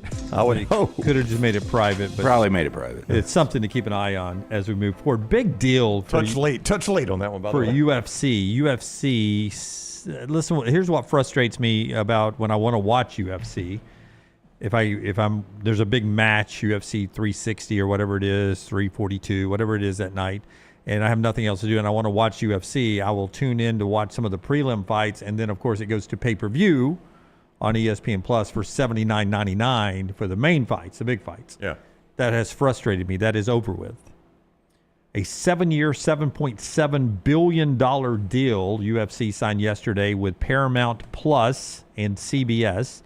They are going to stream, including the numbered fights, the ones that matter, on Paramount Plus. So if you're a Paramount Plus member, you'll get the UFC fights, and that should help that streaming service. It's a $7.7 billion, roughly 1.1, not roughly it is, well, $1.1 billion a year deal for UFC and Dana White. So do you guys know, because I think both of you have Paramount Plus, and I may and just don't know it, there is that chance, how much that cost a month, Paramount Plus? I don't know. I mean, Taylor Sheridan's made Paramount Plus a lot of money, starting with Yellowstone and then kind of the fall over shows. I'm going to say, Brownie, that's a somewhere around a $9.99er. Okay, probably, so let's go $10. I think you've got it, though. Don't you watch Landman? Yeah, no, that's why I don't think I have it, because I didn't get it to watch Landman and Tulsa King, worth the watch. Well, I was watching Tulsa King, so maybe I do have it. $12.99, maybe something like that. Okay. Tyler just shaking his head. I really don't know. It's under $13. I assume if there is a streaming platform, we have it at the house, Tyler. I just never know. Before the dog days of summer over, I really think we should get that app, and we should see who's got the most clutter that we have no idea what we're getting charged for. Yeah, well, I'm going to be close there. I've got stories. It's going to be a going to be a battle to beat me. What are stories? No, I got a story. I will not tell on the air because it's embarrassing. But you've opened yourself up for embarrassment a lot. Jim OnlyFans does not count as an app. Okay, I'll say it. All right. It's when we started this, we were doing this. Life was chaotic. We were doing this, trying to start this. And I sold my house so that I could buy a part of this. And in the process, I moved from DirecTV to, we moved over and I was DirecTV streaming, but we changed households. But very quickly, because I was on fiber, I went to YouTube TV. Right. For 4 years, we paid DirecTV. No. Yeah. And I remember calling to cancel it. And they have no record of me canceling, but it was an automatic, just coming out of our checking account. And I just don't check that stuff enough. And it was now called, argued. I promise you. They had no record. They had a record of me calling, but not canceling. And I said, well, why would I have called? You were just checking on Jim. Why would I have called? So you probably did. Worst customer service ever. So we're going through a process, Yeah. but we're talking thousands of dollars now in 4 years. Thousands. You of might dollars. need to get Shannara involved. No. Small claim court. I promise you, I have used Alexander Shannara's name in a conversation in this, both in written form and in the conversation. Did you with tell the him your DirecTV personal person. friends? And then she said, friends? call me Indonesia. But she didn't say it like that. You couldn't understand her. Yeah. So I called and canceled. Is it canceled? Yes. This is back in May. Still billing, huh? June and July we got billed. Yeah, well, I think So that strengthens your argument. I think that strengthens my Oh, it argument. does. Right there. Even when you told me it was canceled, you still billed me. Yeah. I don't think they realized the mass of defections they were going to have once they gave up Sunday Ticket. Yeah. So that's but pretty bad on us for not noticing that for a lengthy period of time. It's easy to miss that stuff. Yeah. Do you look at your checking account every day? I don't. I mean, how are you going to know when something pops out? Yeah, but I mean, I know you're behind a gated community, Brownie. But I was actually helping you feel better. Now you're going to take a shot at me. In my trailer park, that $100 something could have put food on the table one night, Brownie. So really not. It took you 4 years to know. So you didn't have it it would on have been cold one night. You didn't have it on credit card. It was just automatic draft. Yeah, out of the checking. Okay. Yeah. See, because mine's on credit card, and so what I do when I get statements, I go through anything $100 or more. I'll just check it out to make sure there's nothing nefarious. Well, I knew you know how I knew my Sunday Ticket hit? Was my credit card company sent me it. Has it hit for this year? Yeah. Oh, I hadn't got mine yet. Oh, mine hit the other night. Crap. Why? You didn't want to do it? Got another DirecTV charge? Yes. Crap. Watch YouTube TV. Crap. No, mine. I didn't want to do it this year. That's a hefty charge. Your bucks should be good. I know, but I didn't want to do it this year. That's a hefty number. What is it? 300? It's like $350. Yeah, $350. Oh my gosh. Mine hit because I got the credit card alert. I'm That's going how to you get my hit. ass chewed out when I get home. That might have been an early. It's your money. Did you have it set for early renewal? See, I set it for early renewal because you get a better price on it. So if you haven't done early renewal, you still got a chance. Goodness gracious. Tell Maggie, one less bottle of Yellowtail every other day. That's right, and we pay for this thing. She would say 3 less golf rounds a week, and we got it covered. All right. Have we done a commercial in this segment other than one for DirecTV? No, that was far from a commercial. I think that's an anti-commercial. Far from a commercial. Michelson Laser Vision gets us to trash today. Tell us about Michelson Laser Vision. 205-969-8100, the number that I called back in 2003. Dr. Mark Michelson, true pioneer in the business, the first to perform the LASIK procedure in the state of Alabama back in 1995. Dr. Mark Michelson, Dr. Jen Michelson, best in the business. 205-969, very important. Ask for Amy. Tell her the next round sent you. For more information, michelsonlaservision.com. And Tua Tagovailoa, the quarterback, who is really he's been fantastic. He's been when he's not injured, he's great. LT's Trash is presented by Bud Light. Easy to drink, easy to enjoy when he's not injured. He's been fantastic. So a driver who was pulled over while leaving an electronic music festival in British Columbia was let off with a warning after he demonstrated, quote, appropriate embarrassment for the reason why, according to authorities.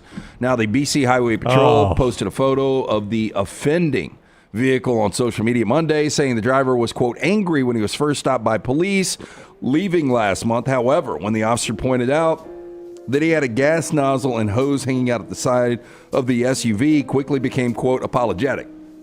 Now, a spokesperson told CTV News in an email the consequences for this could have included a $109 fine under the Motor Vehicle Act, under a section that prohibits having a, quote, shark or ragged projection from one's vehicle. Now, refusal to return the hose could have resulted in a criminal charge for possession of stolen property. Now, quote, in this case, police officer was definitely on the lookout for potential impairment or distraction. However, the driver was not impaired or speeding, so when he offered to return the nozzle and felt appropriate embarrassment, the officer let him go with a warning, end quote. I have heard of people doing this. I don't know how you do it. I've seen someone do it. Yeah, so have me and Dunaway. Yeah, we were at that scary place, In right? Tuscaloosa. We saw, that was one of the craziest scenes I've ever seen, Tyler. Where did you see it? I saw it on 280. Yeah. I was stopped at the gas station. I was walking out, and somebody else was in the middle of pulling off with the hose fully connected to their car, and it pulled it from the pump. Yeah, by design to keep it from exploding. Yeah, our buddy David Meadows, we had been to a Bama basketball game, me, Jim, and David. He stayed in the car. We go in the convenience store. While we're in the convenience store, the convenience store clerk / owner, whatever, is accusing someone of stealing beer salt. Beer salt. Beer salt. Yes. And the gentleman that is being accused of stealing beer salt has become a 15 on a 1 to 10. Like, this guy is through the roof and keeps going in his pockets, showing that he doesn't have beer salt, but we don't know that. So I step in and I'm like, I'll pay for the beer salt. Just let him go. I'll pay for it. What is it, $1 for beer salt? So, I mean, this thing, the guy's locking the door. He won't let anybody out. He's locking the door. No. The owner will not let us 100% out. won't let anybody leave. And I'm like, I will pay for it. I don't care if he's stolen or not. Good way to lose your job right there. Yeah, so I think he owned the place. So we get out there, and David's like, y'all won't believe what I just saw. Well, you should have thrown one of those cases of Coke right through the We're like, door. you won't believe what we just saw. And he's like, some guy comes sprinting out of the store, jumps in his car, and drives off with the gas pump still connected to him. And I'm like, are all these connected? What's going on here? I would have too if I could have just gotten out of the unlocked door. Bizarro world. It was bizarre. Speaking of that, how about this? A man in Memphis shot his wife in the gut, then drove her to the hospital, but on the way, he stopped to pick up beer. It's going to be a long night, baby. It's a true story. Look at that sly grin. Yeah, I had to get my drink. That is DeCarlo Pitchford, 51 years old. He pulled a gun on his wife when they got into an argument July 19th at their Tennessee home after the woman threatened to leave him. Quote, I told you playing with me, he allegedly said before pulling. I told you to stop playing with me, he allegedly said before pulling the trigger. Pitchford popped one 9mm slug into the abdomen of his wife, then played the role of dutiful husband, drove her towards Methodist University Hospital in his Dodge Ram. On the way to the emergency room, he stopped to pick himself up some beer, according to the local police department. Now, Pitchford claimed to police that he thought the gun was jammed, fired it accidentally, but the victim stated the shooting was intentional. He was charged with attempted murder in the first degree, domestic assault, being a felon in possession of a firearm, and theft of property. Boy, I will tell you, no driving under the influence. No DUI. It ain't going on. No record or no word whether or not the couple is still together. Well, let's hope. Well, I thought you were going to say whether or not the lady survived. I hope she did. Now, I got to be honest, when Bethany went through the pregnancies of our kids, we were at St. Vincent's, and they've got the refrigerator. This is years and years and years ago. But I would always, make sure I was stocked up on cold beer and wine up in those suites. But I wouldn't stop with a gut shot to pick up beer. No, that'd be a bad thing. Wait, so at St. Vincent's in the birthing suites, as the babies had been born or waiting to be born, and then afterwards, you had a cocktail? Oh, I had a bunch. Not a cocktail, Joe. Well, my kids stayed up there for a combined 90 nights. Yeah. So I was up there. I slept on that couch. I don't know, 30, 40, 50 days. Yeah, and you were in NICU. You went two Well, two no, days I'm talking out. about in the regular birthing suites, too, because, Bethany had cesareans on both, and so she was in there for extended times, but she had some complications. So the nurses, they all knew me, and they were like, a lot of guys do it. It's not a big deal. So, yeah. I was just happy they had crushed ice and Diet Coke. Yeah, when you discover that crushed ice, where they keep that crushed ice machine, it's a different story, isn't it? Yeah. Hey, so we've got an update on the New Orleans inmates. Hey, this came up the other day. Dunaway asked, like the LSU player that was hiding inmates. Dunaway was like, is that part of the New Orleans 5? And I said, it can't be because 4 of the 5 are back. Hard to believe. Nearly 3 months since the historic New Orleans jailbreak, and only one escapee, my man Derek Groves, remains on the run. Now, on Thursday, Sheriff Susan Hudson spoke exclusively with CBS News about her leadership at the local jail, the jailbreak, plumbing issues, and the mistaken release. She went on to say talking about Groves, shouldn't have even been here. He should have been in Angola, which is big prison on the farm. I believe we're passing the buck here is what this is called. Hudson says officials believe Groves was very much involved in the planning of the escape and that the convicted murderer should not have been at the local county jail. Quote, where we know he's getting help. Also out there in the community, which is a little shocking that given what his history is, I do believe we'll find him. It's just a matter of time. This guy has been smarter than the rest of them. The rest of them were easily captured very, very quickly. This guy has kept low profile, and they're looking hard for this old boy. Well, they haven't gone up on the reward, $50,000. I'd probably creep it up a little bit more. If you had to guess, where is he? I think he's in the prison. And he's just going through normal days, and they're going to come back and say, "Oh, we found him. He's still," and he's going to be like, "Y'all had me as escaped. I never escaped. I've been here the entire time." Ask Tony. He's no charges. Yeah. If he is smart, he's in the Caribbean somewhere. He's got to be international by now, don't you think? I would think if he could get there. Again, it's really difficult now with the what is it called, the clear, the eye. Yeah, he snuck across, so I don't think he went by normal means. Yeah, I'd paddle a boat before I'd go back to Angola. Hey, no doubt. Yeah, transfer portal, man. Even in prisons, it's killing them, the prison. Florence can't keep up on who's on a roster. Florence man faces serious charges after a homemade grenade accident left him injured. Now, according to the probable cause affidavit, David Allen attempted to deter suspended car thieves in June by throwing the device, resulting in the loss of part of his forearm and hand. We have video of this? We do not. Yes, we do not. We do not have footage of this. Yeah, technically forearm and hand. That's going to be right there. Yeah. Now, Allen reported seeing 4 individuals near his vehicle in the middle of the night. He called the local police, who discovered his injuries upon arrival. Allen said the grenade exploded in his hand as he tried to throw it at the suspects. You've only got a couple of seconds after you pull that pin. Yeah, you don't count. You now, go. Police found charred cardboard, human flesh, a burnt fuse, and a lighter at the scene. Allen is charged with unlawful possession and manufacture of a destructive device and disorderly conduct.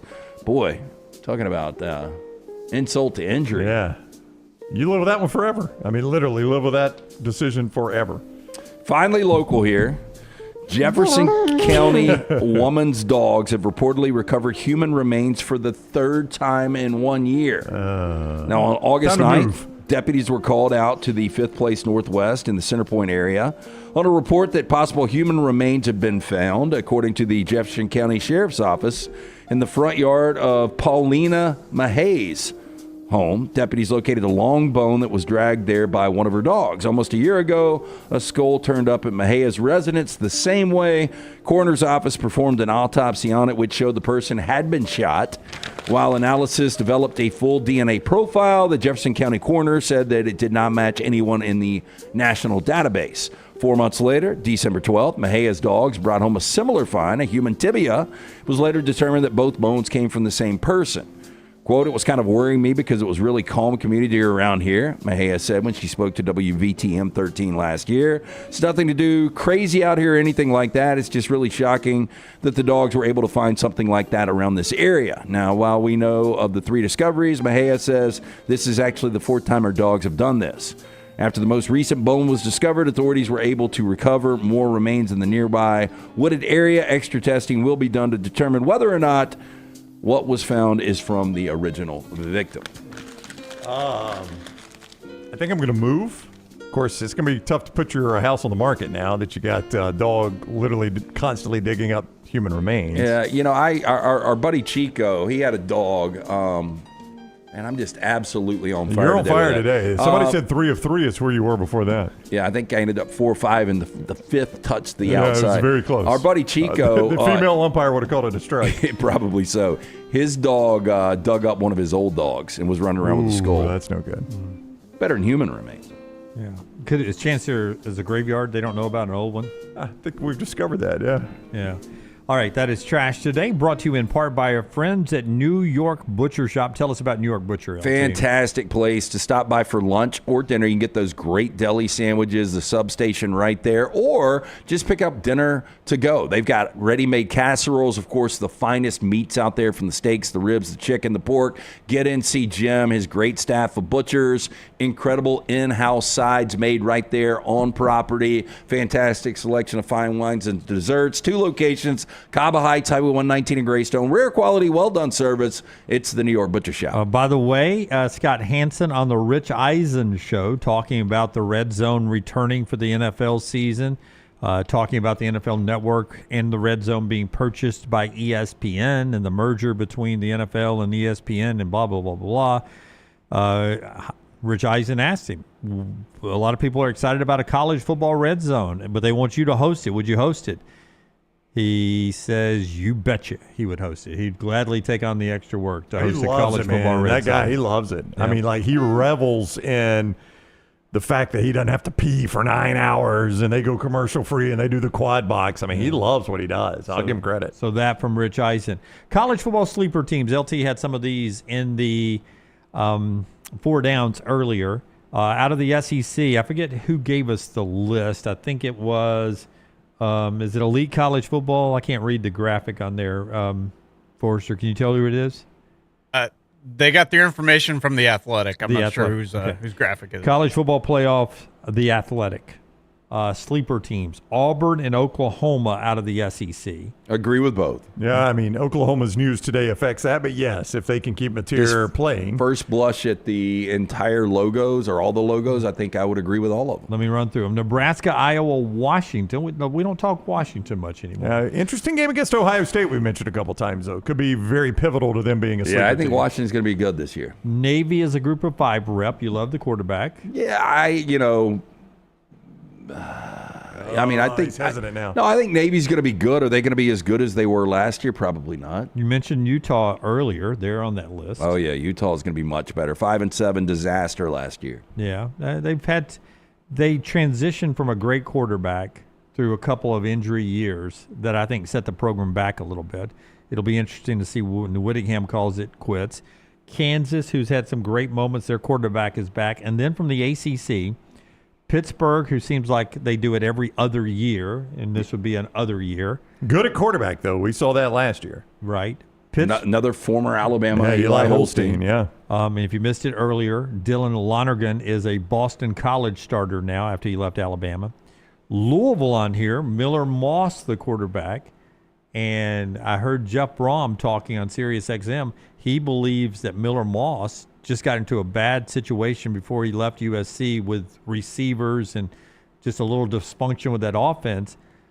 He says his skill set's through the roof, and Jeff Brom's really excited about what he brings to the program. And if you missed what Louisville did last year, they have two of the better running backs in college football. Well, and I think Brom is one of those coaches, when we talked about best coaches that haven't been to a college football playoff, I don't know if he ever gets on that list, but he is a really good coach that nobody talks about. And I do think, at least from an accuracy standpoint, Miller Moss, he's not as athletic as Tyler Shuck, but he's going to be an upgrade right there. And then Georgia Tech, who has some opportunities on their schedule, with our boy Haynes King back for another year. Lost Eric Singleton, though. That is such a big loss for them because I think he's going to tear it up at Auburn. Yeah, and Iowa, look at Iowa's schedule.